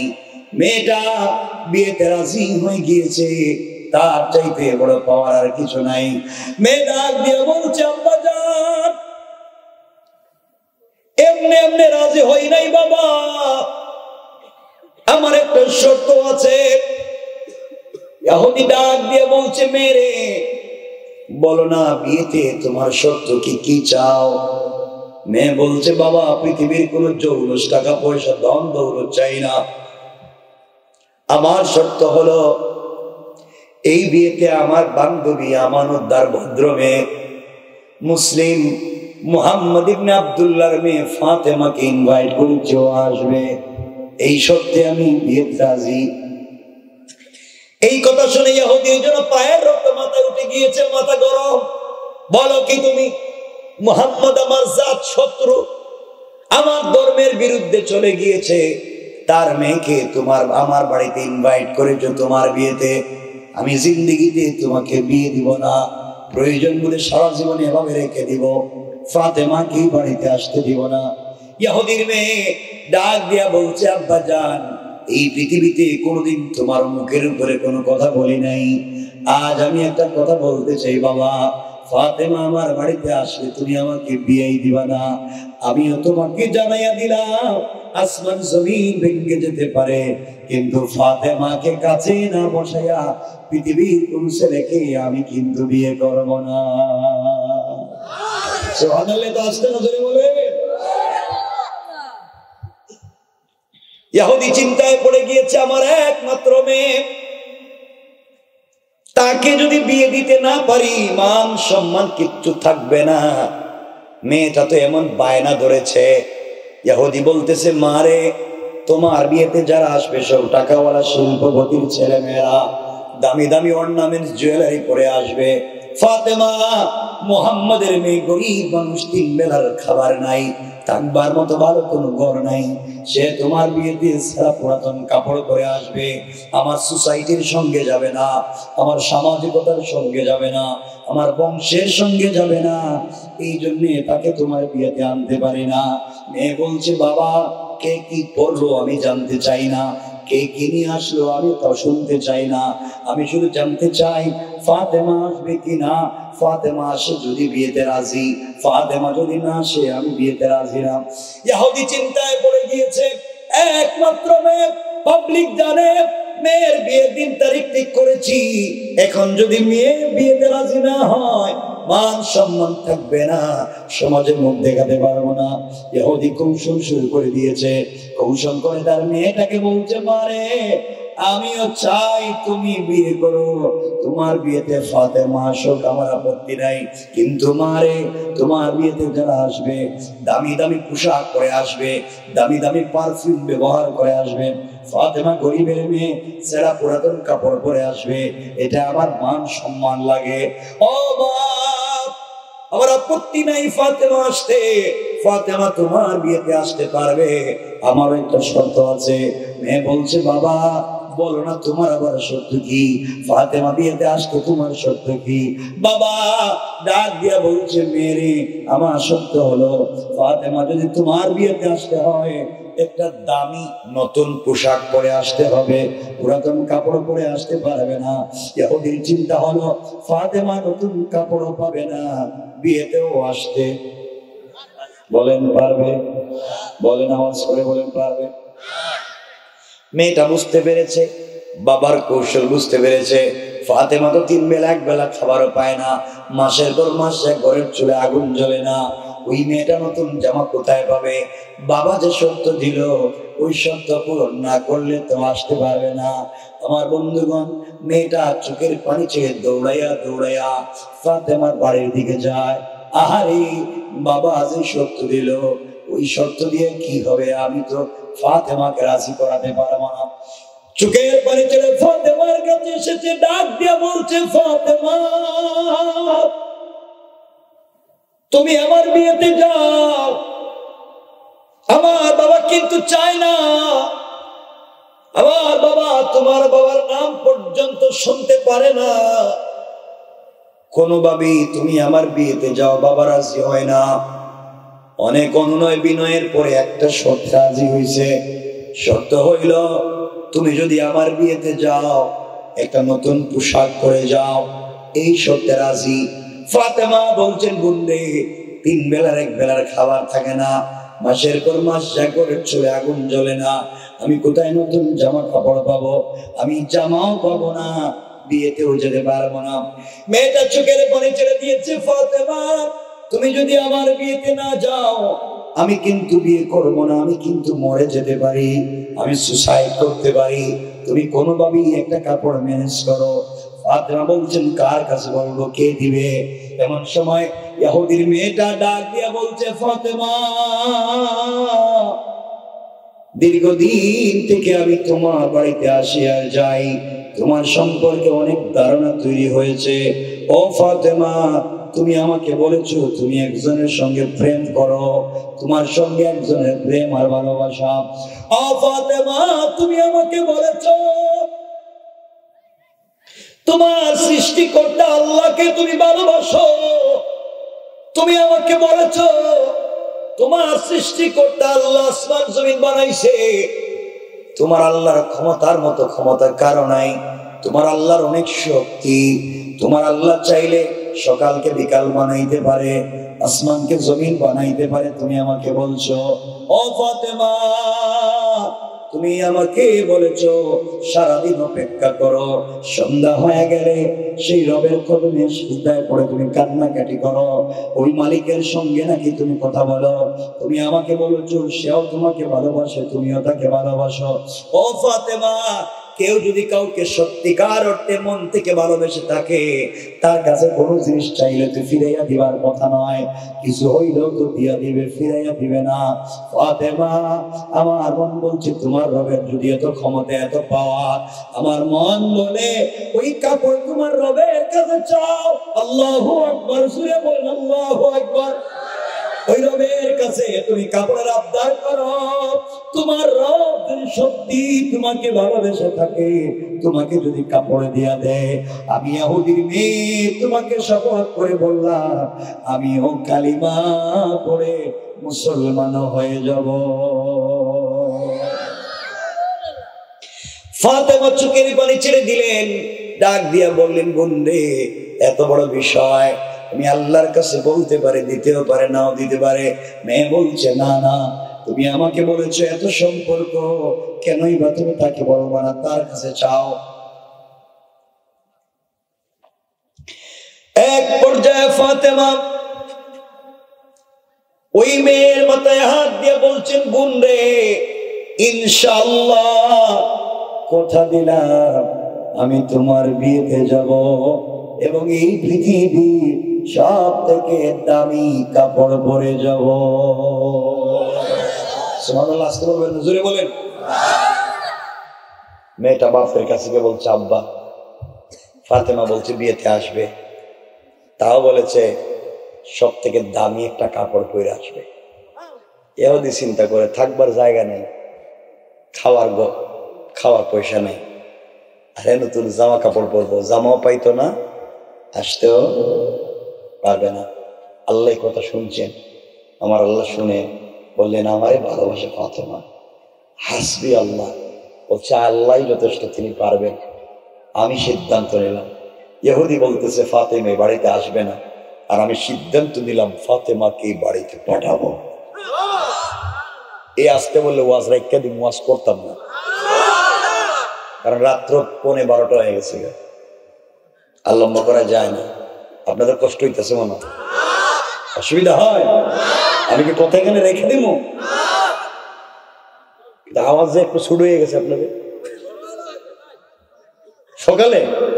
সকাল পর্যন্ত আছেন, কিছুক্ষণ পরে দেখবেন ডায়াবেটিস ধরবে।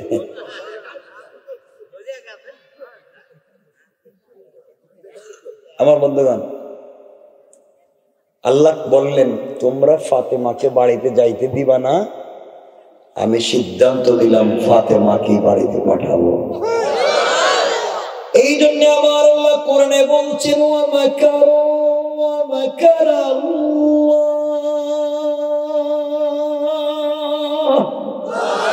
ওয়াল্লাহু খায়রুল মাকিরিন।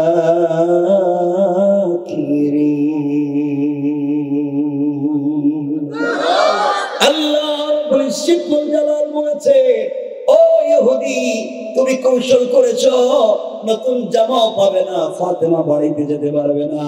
আমি আল্লাহ সিদ্ধান্ত নিলাম নতুন জামা পাবে, এই বিয়ে বাড়িতে ফাতেমাও যাবে। আল্লাহু আকবার। আমার বন্ধুগণ, এক পর্যায়ে সংক্ষেপ করে দিতেছি, এক পর্যায়ে বিয়া 1 মাস পরে হওয়ার কথা, 1 মাস পরে, ধরেন 1 মাস শেষ, আগামীকালকে বিয়া, মানে 1 মাসের ওয়াজ রাখতে দিলাম। ওরে বাবা, হব না, হব কি হব না এটা তো আমি বুঝতেছি, হব না। 1 মাস, এই 1 মাসে কাপড় কিনতে হবে, অনেক ঝামেলা আছে, দাওয়াত দিতে হবে, কাকে দাওয়াত দেওয়া হবে, কত কিছু ঘটবে এর ভিতরে। এই সব ওয়াজ বাদ, ডাইরেক্ট বিয়া। না, সংক্ষেপ না করলে আমি কিন্তু 12টায় ওয়াজ রেখে দেব। ভাই কই আমার ভাই গেল কই? ওয়াজ কি 1 দিন না 2 দিন? 12টার পরে কয়দিন হয়? কয়দিন হয়? আরেক দিন না? 12টার পরে ডেট পাল্টে যায় না? তাহলে আমি 2 দিন ওয়াজ করবো কেন? আমি তো 1 দিন করবো। হেরা তোমার 1 দিন কথা বলছে, ইসলামের নিয়মে আসে। কথা কি বুঝলেন আমার? এদের লম্বা করতে যাব না। কষ্ট হচ্ছে, অসুবিধা হয়। আমার বন্ধুগণ, বিয়ে কোন দিন? আগামীকালকে। কোন দিন? আগামীকালকে বিয়ে। আজকে ইহুদির মেয়েটা সন্ধ্যার পরে ফাতেমার কাছে গিয়ে বলছে, বোন কালকে আমার বিয়ে, কাপড় পাইছনি কই? ফাতেমা বলছেন, বোন কালকে যে তোর বিয়ে আমি তো ভুলেই গেছি, আমার মনে নাই, আমি তো কাপড়ের ব্যবস্থা করতে পারি নাই। মেয়েটা বলছে, তাইলে কি আমার বিয়ে হবে না? আমি কি সারা জীবন এভাবে থেকে যাব? আমি বাবার সঙ্গে এত যুদ্ধ করলাম তোমাকে নিয়ে, তুমি একটা কাপড় আমার জন্য ম্যানেজ করতে পারলে না। কালকে আমার বিয়ে, তাহলে যা আমি বিয়েই করবো না, মরে যাব। ফাতেমা বলছেন, বোন টেনশন করিস না, এখন 1 রাত বাকি আছে। আমার সাথে যার প্রেম, আমার খুব ভালোবাসে, আমিও তার ভালোবাসি। 1 রাত বাকি আছে, রব যদি চায় তাহলে 1 মুহূর্তে আমার দিতে পারে। ঠিক কিনা বলে?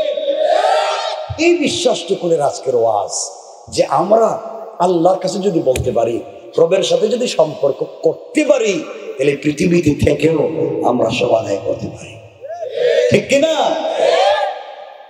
মেয়েটা চলে গেছে, রাত গভীর হয়ে গেছে, আমাদেরও ফাতেমারও সমান সমান। ফাতেমারও রাত গভীর হয়েছে।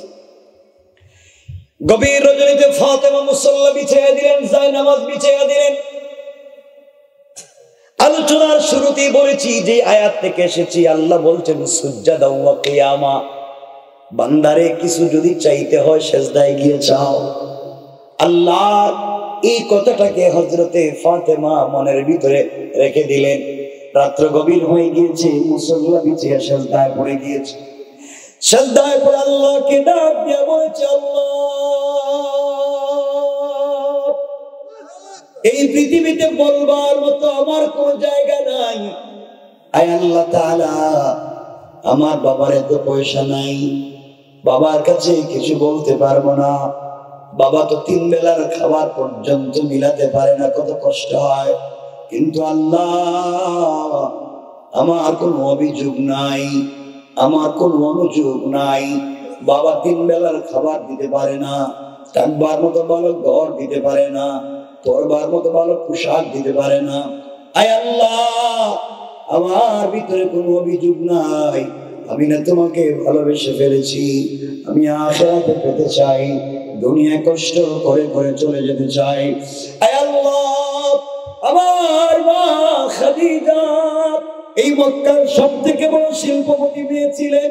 তোমাকে ভালোবেসে আমার মাও তার সবগুলো সম্পত্তি দ্বীনের রাস্তায় ব্যয় করে ফেলেছে। আল্লাহ, আমার মা খাদিজা পৃথিবীতে বেঁচে নাই। মা থাকলে মায়ের কাছে যাইতাম, মায়ের কাছে গিয়ে বলতাম, মা তো ব্যবস্থা করে দিত। ও আল্লাহ, দুনিয়া জমিনে আমার একটা মায়ের পেটের ভাই নাই, ভাই থাকলে তো ভাইয়ের কাছে বলতাম। ভাইও নাই, মাও নাই, বাবা তো দিতেও পারবে না। আয় আল্লাহ তাআলা, তোমার সঙ্গে সম্পর্ক করে ফেলেছি, সারাদিন রোজা রাখি, সন্ধ্যা যখন হয়ে যায় সাজদায় পড়ে কান্না যখন করি, নামাজে যখন তেলাওয়াত করি, তুমি তো আমার কথার জবাব দাও, সব কথা তো তুমি শোনো। আল্লাহ, এত সম্পর্কে তোমার কাছে কোনোদিন কিছুই চাইলাম না। আজকে আমি ভালোবাসি তোমাকে, এটা সত্য, তুমি আমাকে ভালোবাসো সত্য, কিন্তু আমি জানতে চাই, ভালোবাসাটা একটু দেখতে চাই। আল্লাহ, তোমাকে ভালোবেসে সব বাদ দিলাম, আখিরাতে তোমাকে পেতে চাই। পৃথিবীর কোনো জিনিসের দরকার নাই, আজ আমি ছোট্ট একটা জিনিসের আবদার তোমার কাছে করতে চাই। এটা ফাতেমার সৌন্দর্য বাড়াবার জন্য না, ফাতেমাকে শারীরিক চাহিদা পুরাবার জন্য না। আয় আল্লাহ, তোমার কাছে একটা জিনিসের আবদার করি, তোমার কাছে একটা কাপড়ের আবদার করতে চাই। যেভাবেই হোক, যে কোনো লাইনই হোক, তুমি আমার জন্য একটা কাপড়ের ব্যবস্থা করে দিবা। আয় আল্লাহ, আমার বাবা দ্বীনের দাওয়াত নিয়ে মানুষের বাড়িতে বাড়িতে যায়, বাজারে হাটে মাঠে যায়। আমি মেয়ে মানুষ হওয়ার কারণে বাবার সঙ্গে দ্বীনের দাওয়াত দিতে পারি না। ও গো আল্লাহ, তুমি আমাকে একটা কাপড়ের, নতুন জামা কাপড়ের ব্যবস্থা করে দিবা। ওই কাপড় পরে আগামীকালকে ইহুদির মেয়ের বিয়ে বাড়িতে যেতে চাই। এটা যেন দ্বীনের দাওয়াত হয়ে যায়, এটা যেন দ্বীনের শিক্ষা তালিম হয়ে যায়। এমন একটা কাপড়ের ব্যবস্থা করে দাও, যে কাপড় পরে ইহুদির মেয়ের বিয়ে বাড়িতে যাব। ওই বাড়িতে যত মহিলারা জমা হবে, সকল মহিলারা যেন আমার কাপড়ের দিকে তাকাইয়া কালিমা পড়ে মুসলমান হয়ে যায়। আল্লাহু আকবার। চিন্তা করলে ফাতেমা আল্লাহর কাছে বলছে, লম্বা দোয়া করছে, কাঁদতে কাঁদতে দোয়া শেষ করে মুসল্লা রাইখা দিছে। হঠাৎ করে তাকাইয়া দেখে গভীর রাত্রে ঘরের কর্নারে 2টা কাপড়ের প্যাকেট। না সুবহানাল্লাহ, আরো আস্তে করে লইব, এই আওয়াজ দিলে ওয়াজ রেখে দিন। সুবহানাল্লাহ কিন্তু 2জনে কইবেন নি, একসাথে সবাই কিন্তু সুবহানাল্লাহ কিন্তু এই যে সুজা পিছনে, এই যে এই 3জন বইছে, এই যে এই সুজা, এরা কিচ্ছু কয় না, এদের ঠোঁট নড়তেছে না। আল্লাহ, তুমি জানো এদের ঠোঁট বন্ধই লোকের। আমি দেখতেছি উপরে বসে। আমার বন্ধুগণ, 2টা কাপড়ের প্যাকেট ফাতেমা হাতে নিয়ে চিন্তা করলেন, দরজা জানালা বন্ধ, কাপড় করতে গেল, কে দিয়ে গেল কাপড়? হাতে 2টা প্যাকেট নিয়ে এক দৌড়ে কলিজার টুকরা প্রিয় বাবার কাছে গিয়েছে। রাসূলের পাকের কাছে গিয়ে বলছেন, আব্বা, আমি নামাজে ছিলাম, কান্নাকাটি করছি, আল্লাহর কাছে একটা কাপড়ের কথা বলছিলাম, একটা কাপড় আমার খুব দরকার। কে জানে 2টা প্যাকেট রেখে গেছে। আব্বা, আমি তো জানি না, দরজা তো লাগানো ছিল। নবীজি বললেন, মা, প্যাকেটটা আমার হাতে দাও। রাসূল প্যাকেট হাতে নিলেন, হাতে নিয়ে যখন একটা প্যাকেট খুললেন, খুলে দেখেন একটা প্যাকেটের ভিতরে একটা সালোয়ার, একটা কামিজ, আর একটা প্যাকেটের ভিতরে একটা উড়না, অর্থাৎ সালোয়ার, কামিজ আর উড়না, 3টা কাপড়। আর স্টোন দিয়া, গ্লাসের টুকরা দিয়া উড়নার ডিজাইন করা, পাথরের টুকরা দেয়া সালোয়ার কামিজের ডিজাইন করা। আর প্যাকেট খুলতেই জান্নাতুল ফিরদাউসের মিশকে আম্বরের গ্রাম বাইরে। আর সুবহানাল্লাহ, নবীজি চিন্তায় পড়ে গেলেন, এমন ডিজাইন, এটা তো বেলকুচি তামাইও দেখলাম না কোনোদিন। সিরাজগঞ্জে হয়নি এগুলা, হয় না কোনোদিন, তো এগুলা দেখলাম না। এত ডিজাইন করা কাপড় কে বানাইলো? তো কোনো ফ্যাক্টরির কাপড় মনে হইতেছে না, এত ডিজাইন করা কাপড়, দামি কাপড়। ফাতেমারে কে দিয়ে গেল? এত গ্রাম দেখতেছি মারাত্মক। দিলটাকে নবীজি চিন্তা করতেছেন। হঠাৎ জিবরিল আমিন সালাম দিয়া রসুলের সামনে হাজির হয়ে গেছে। জিবরাইল এসে বলছেন, ইয়া রাসূলুল্লাহ, আপনি কাপড় হাতে নিয়ে চিন্তা করতেছেন, কাপড় কে দিল? আমি ছিলাম সিদরাতুল মুনতাহায়। আল্লাহ আমারে ডাক দিয়ে বলছে, জিবরাইল কই? আল্লাহ, আমি তো সিদরাতুল মুনতাহায়। আল্লাহ তাড়াতাড়ি যা জান্নাতুল ফিরদাউসে। এক ড্রেস পূর্ণাঙ্গ সেলোয়ার কামিজার উনা দুইটা প্যাকেটিং কইরা আমার ফাতেমা সেজদায় তাড়াতাড়ি নিয়ে যায়। এই আমাদের নাদুরে কোন ফাতেমা আমার এত ভালোবাসছে, কারো কাছে চাইলো না, আমার কাছে সেজদায় গিয়ে চাইছে। আমি ফাতেমারে ফিরিয়ে দিতে পারি না। আল্লাহ রাসূল এই জন্য ফাতেমা সেজদায় থাকতে আমি জান্নাত থেকে এনে রেখে দিছি। আল্লাহ রাসূল চোখের পানি ছেড়ে দিলেন। আল্লাহর সঙ্গে ফাতেমার এমন সম্পর্ক আর ভালোবাসার কথা শুনে ভেঙ্গে পড়লেন। কি আমার মেয়ে এমন ভালোবাসা আল্লাহর সঙ্গে তৈরি করতে পেরেছে? গরিবের মেয়ে হইয়া খায়া না খায়া আল্লাহর সঙ্গে আমার মেয়ের কত চমৎকার সম্পর্ক। কাঁদলেন, মা মরা মেয়ে আল্লাহকে কত ভালোবেসে ফেলেছে, আল্লাহ তাকে কত ভালোবেসে ফেলেছেন। এইভাবে কথা বলতে বলতে মেয়েটাকে জড়াইয়া কতক্ষণ কাঁদলেন, দোয়া করলেন। এরপরে বলছেন, মা যাও কাপড়টা নিয়ে যাও। এই কাপড়টার দাম কত জানোনি মা? সেলোয়ার কামিজ আর উড়নার দাম কত বলবার মতো সময় আমার হাতে নাই। জান্নাতি মহিলাদের পোশাক হবে তিনটা, সেলোয়ার কামিজ আর উড়না। তিনটা কাপড়ের দাম কত হবে বলবার মতো এতটুকু সময় আমার হাতে নাই। কিন্তু উড়নার মধ্যে যে গ্লাসের টুকরা দিয়ে ডিজাইন করা, এক একটা গ্লাসের টুকরার দাম আসমান জমিন আরশ কুরসি লৌহ কলম জান্নাত জাহান্নাম যা আছে সব বিক্রি করে দিল। জান্নাতি মহিলা উড়নার একটা গ্লাসের টুকরার দাম হবে না। আল্লাহ রাসূল বলেছেন, মামা এই কাপড় পরে আগামীকালকে তুমি ইহুদির মেয়ের বিয়ে বাড়িতে যাইবা, কিন্তু মারে পর্দার সঙ্গে যাইবা। কারণ মেয়েরা যেদিন নতুন পোশাক পরে ওই দিন কিন্তু পর্দা করে। কথা কয় না কেন? মেয়েরা যেদিন নতুন জামা কাপড় পরে একবার হিল জুতা, লিপস্টিক, এরপরে আশকারা মাস্কারা, আইলানা জাইলানা আছে না অনেক কিছু, ওগুলা লাগায় যেদিন, এদিনকার পর্দা করবে? যেদিন বিয়ের পার্টিতে যায়, যেদিন মার্কেটে যায়, সেদিনকার পর্দা করে? পর্দা করে না। আল্লাহ রাসূল বললেন, মা তুমি নতুন পোশাক পরে পর্দার সাথে যাইও। সুবহানাল্লাহ বলে না? এখানে অনেক লম্বা কিছু কথা আছে। রাসূল পর্দার কথা বিয়ে বাড়িতে যাইবেন, এটা মনে রাখেন।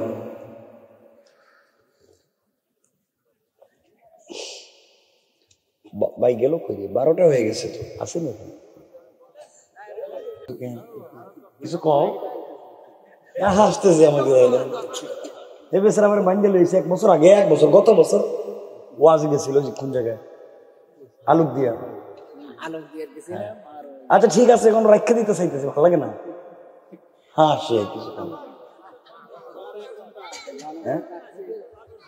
কষ্ট হয়, অসুবিধা হয়, জোরে চিৎকার করে দুনো হাত উঠে একটা তাকবীর দেন, লিল্লাহে তাকবীর, নারে তাকবীর, নারে তাকবীর। না হেরা ঠিক মতো দিতে পারেন না। ঘুম কিছু গেছে নি? ঘুম নাই? বলছিলাম 12টা, আচ্ছা কয়েক মিনিট বলতেছি, কয়েক মিনিট।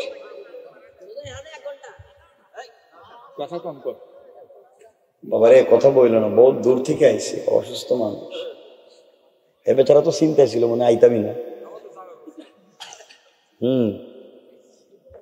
ভাই তোমরা তো আসো, আর কত লম্বা করা যায়? কত 12টা হয়ে গেছে না?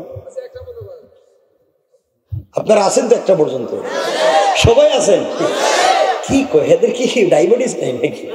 এখন থেকে উঠে না, এতক্ষণ উঠতে চাইলে এখন উঠে না দেখি। এই যে ভাই এই যে লঙ্গি, ঘটনা কি আমরা কয়ে দিতে কিন্তু নাহলে ঘটনা ঘটাই দিব।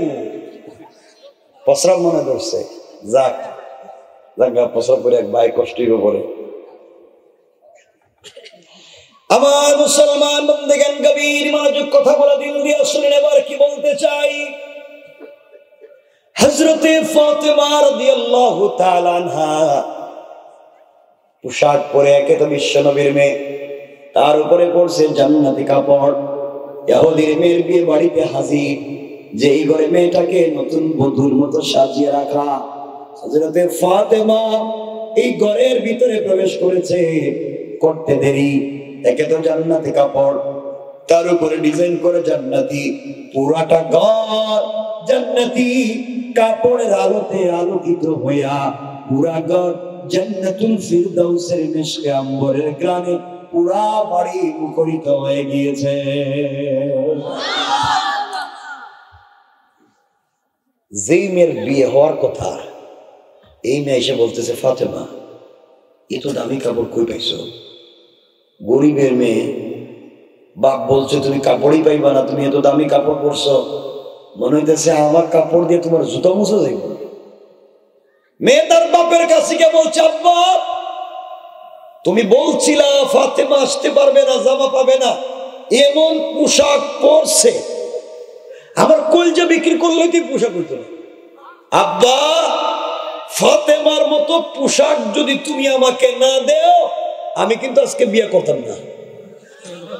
লাক্সারি পেস, আল্লাহ আকবার জোরে কোন না, এখন তো পেস লাগিয়ে গেছে। বাপ কই ঘটনা তো ঠিকই, এই কাপড় আমি কই পাবো, এই ডিজাইন তো জীবনে দেখি নেই। কৌশল করছেন কে? এই জন্য আমার আল্লাহ কোরআনে বলছেন ইন্না কাইদাশ শাইতানি কানা দাঈফা। না কিসের কৌশল করো? আমার বন্ধুগণ, এই বাড়িতে যত মহিলারা জমা হয়েছে সকল মহিলারা ফাতেমার কাছে গিয়ে বলছে বোন এত সুন্দর জামা কই পাইছো? এত দামি ডিজাইন কাপড় তো জীবনে দেখলাম না। ফাতেমা বলছেন বোন রে এটা কিনে আনছি। কি করছি? কিছু কয় না দেখি, কিনে আনছি। কি করছি? মহিলারা কয় এত দামি কাপড় কোন মার্কেট থেকে কিনছো? তুমি তো জীবনের ঘর থেকে বাইরেও না। ফাতেমা বলছেন আমি যে মার্কেট থেকে কিনছি তোদের বাপ দাদা 14 গোষ্ঠী এই মার্কেটের নামও শুনে নাই। সুবহানাল্লাহ বললেন না? আর তোমরা আমার কাপড় একবার হাত দিয়ে দেখে যাও, এই কাপড় কিনার তো তৌফিক নাই। তোদের সবার সারা জিন্দেগির সম্পত্তি বিক্রি করলেও এই পোশাক কিনার তৌফিক হবে না, টুকরো একটা কিনতে পারবে না। মহিলাদের জিদ কম না বেশি? থ্রেড যখন ফাতেমা দিছে এটা তো মাথা গরম হয়ে গেছে। গরিবের মেয়ে আমাদেরকে থ্রেড দেয়। সবাই গেছে নিজেদের স্বামীর কাছে, সবাই পুরুষেরা খাইতে বসছিল, খাবার বন্ধ। মহিলারা গেছে যখন কাউন্টিং দিছে খাবার বন্ধ, সব ফিরে রেখে দিছে। ঘটনা কি? কোনো খাবার নাই। ফাতেমা যে কাপড় পরেছে আমাদেরকে থ্রেড দিছে, বাপ দাদার সম্পত্তি বিক্রি করলে এই কাপড় কিনা যাবে না, এই কাপড় না দেওয়া পর্যন্ত কেউ খাইতে পারবো না। লাগছে নি বেজাল? এবং খাবার চেয়ে সব বসে রয়েছে, কিন্তু কাপড় তো কেউ জানে না কই আছে। সব মহিলারা মিলে ফাতেমার বলে বোন সত্যি বলো না কোন মার্কেট থেকে কাপড় কিনছো? কিনছি তো মার্কেট থেকে কিনছি। কয় মার্কেটটার নাম কো না কেন? না নাম কয়ে লাভ নাই, তোমরা কি আর মার্কেট চিনবা নাকি? আমরা তো সিরাজগঞ্জের সব মার্কেট চিনি, এমনকি মার্কেটের সীতাবন্দিও চিনি, এমনকি মার্কেটের ম্যানেজারের নাম্বারও আছে। কথা কন না কেন? স্বামীর কাছে না থাকলেও বউর কাছে আছে, ঠিক কিনা? আমার বন্ধুগণ, মহিলারা বলতেছে ফাতেমা আমরা তো সব মার্কেট চিনি, কোন মার্কেট থেকে কিনছো কত? ফাতেমা বলছেন আমি যে মার্কেট থেকে কিনছি মার্কেটের নাম শুনো নাই। মহিলারা বলে বলো। ফাতেমা বললেন শোনো, যে দোকান থেকে কাপড় কিনেছি, যেই মার্কেট থেকে আমি কাপড় কিনেছি ওই মার্কেটের নাম জান্নাত। আর যে দোকান থেকে কাপড় কিনেছি ওই দোকানের নাম জান্নাতুল ফিরদাউস। মহিলারা চিন্তা করে মার্কেটের নাম জান্নাত, দোকানের নাম জান্নাতুল ফিরদাউস। আমাদের মার্কেটের নাম তো সলিমুদ্দিনের মার্কেট, দেখি না? আর এইটা কি নাম কয় না, আমি তো শুনলাম না কোনোদিন।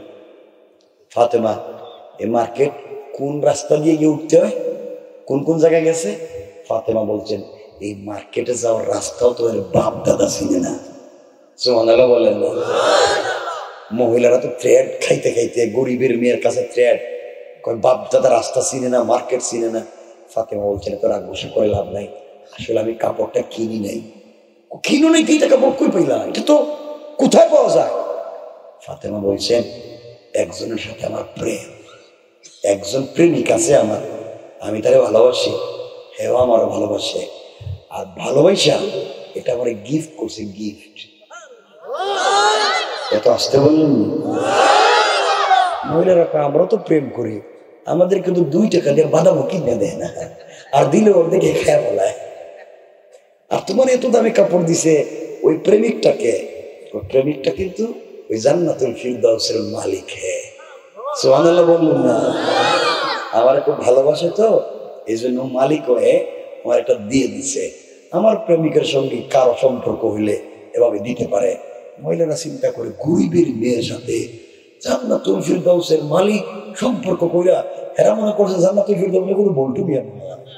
মালিক কে? মহিলারা বলতেছে, জান্নাতুল ফিরদাউসের মালিকের সঙ্গে সম্পর্ক কইরা এত দামি কাপড় যদি গরিবের মেয়ে পাইতে পারে, আমরা কি কম সুন্দর? আমরা তো সম্পর্ক করতে পারি। এরা মনে করছে সুন্দর চামড়া দেখাই মনে কাজ হবে। মহিলারা বলে, ফাতেমা বলো না ওই মার্কেটে যাওয়ার রাস্তাটা একটু বলে দাও, কেমনে কেমনে যাওয়া যায়। ফাতেমা বললেন, শোনো মহিলারা, যে মার্কেট থেকে কাপড় কিনেছি ওই মার্কেটের নাম জান্নাত, যে দোকান থেকে কিনছি ওই দোকানের নাম জান্নাতুল ফিরদাউস। আর ওই মার্কেটে যে রাস্তা দিয়ে গিয়েছি ওই রাস্তা হলো ইহদিনাস সিরাতাল মুস্তাকিম। ও মহিলারা, দুনিয়ায় যদি সিরাতে মুস্তাকিম নামক রাস্তা দিয়া যদি চলো রে, সামনে গেলে জান্নাত নামক মার্কেট পাইবা, ওখানে গেলে জান্নাতুল ফিরদাউস নামক দোকান পাইবা, ওখানে গেলে আমার মালিক আমার প্রেমিকেও পাইবা, আর সাথে যদি সম্পর্ক হয়ে যায় আমার চাইতে আর দামি দামি কাপড় পাইবা। মহিলারা চিন্তা করে, কই কি সিরাতে মুস্তাকিম, জান্নাতুল ফিরদাউস, জান্নাত, এটার নামই তো শুনি নেই। ফাতেমাকে বলছে, ফাতেমা সত্যি কথা বলো, ওই রাস্তা দিয়ে কেমনে যাওয়া যায়? ফাতেমা বলছেন, সত্যি কথা, এই রাস্তা দিয়ে যে কেউ যেতে পারে না। এই রাস্তা দিয়ে চলতে গেলে একটা আইডি কার্ড লাগবে, পরিচয়পত্র লাগবে। পরিচয়পত্র ছাড়া এইটা ভিআইপি রাস্তা, যে কাউকে ঢুকতে দিবে না। পরিচয়পত্র আইডি কার্ড থাকলেই হবে না, একটা পিন নাম্বার আছে, ওই পিন নাম্বারটা মনে রাখতে হবে। আপনার কাছে ব্যাংকের এটিএম কার্ড আছে, পিন নাম্বার মনে নাই, পয়সা কি তুলতে পারবেন? ফাতেমা বলছেন, শুধু আইডি কার্ড থাকলে হবে না, পিন নাম্বারটাও মনে রাখা লাগবে। মহিলারা চিন্তা করে, আইডি কার্ড আবার কি, পিন নাম্বার আবার কি? ফাতেমা বললেন, শোনো, সিরাতে মুস্তাকিম নামক রাস্তা দিয়ে যদি চলতে হয় একটা আইডি কার্ড লাগবে। ওই আইডি কার্ডের নাম হলো ইসলাম, ওই পরিচয় পত্রের নাম হলো ইসলাম, আর পিন নাম্বার হলো লা ইলাহা ইল্লাল্লাহ মুহাম্মাদুর রাসূলুল্লাহ। ও মহিলারা, ইসলাম নামক আইডি কার্ড যদি সঙ্গে করে, লা ইলাহা ইল্লাল্লাহ নামক পিন নাম্বার যদি মনে রাখো, সামনে দিয়ে হাঁটলে সিরাতে মুস্তাকিমের রাস্তা পাইবা, আরো সামনে গেলে জান্নাত নামক মার্কেট পাইবা, আরো সামনে গেলে জান্নাতুল ফিরদাউস নামক দোকান পাইবা, ওখানে গেলে আমার চাইতে আরো দামি দামি কাপড় পাইব। আল্লাহু আকবার। 2.5 ঘন্টার উপরে হয়ে গেছে, আর আপনারা এখনো রয়েছেন এখানে। না, আমার কষ্ট লাগছে।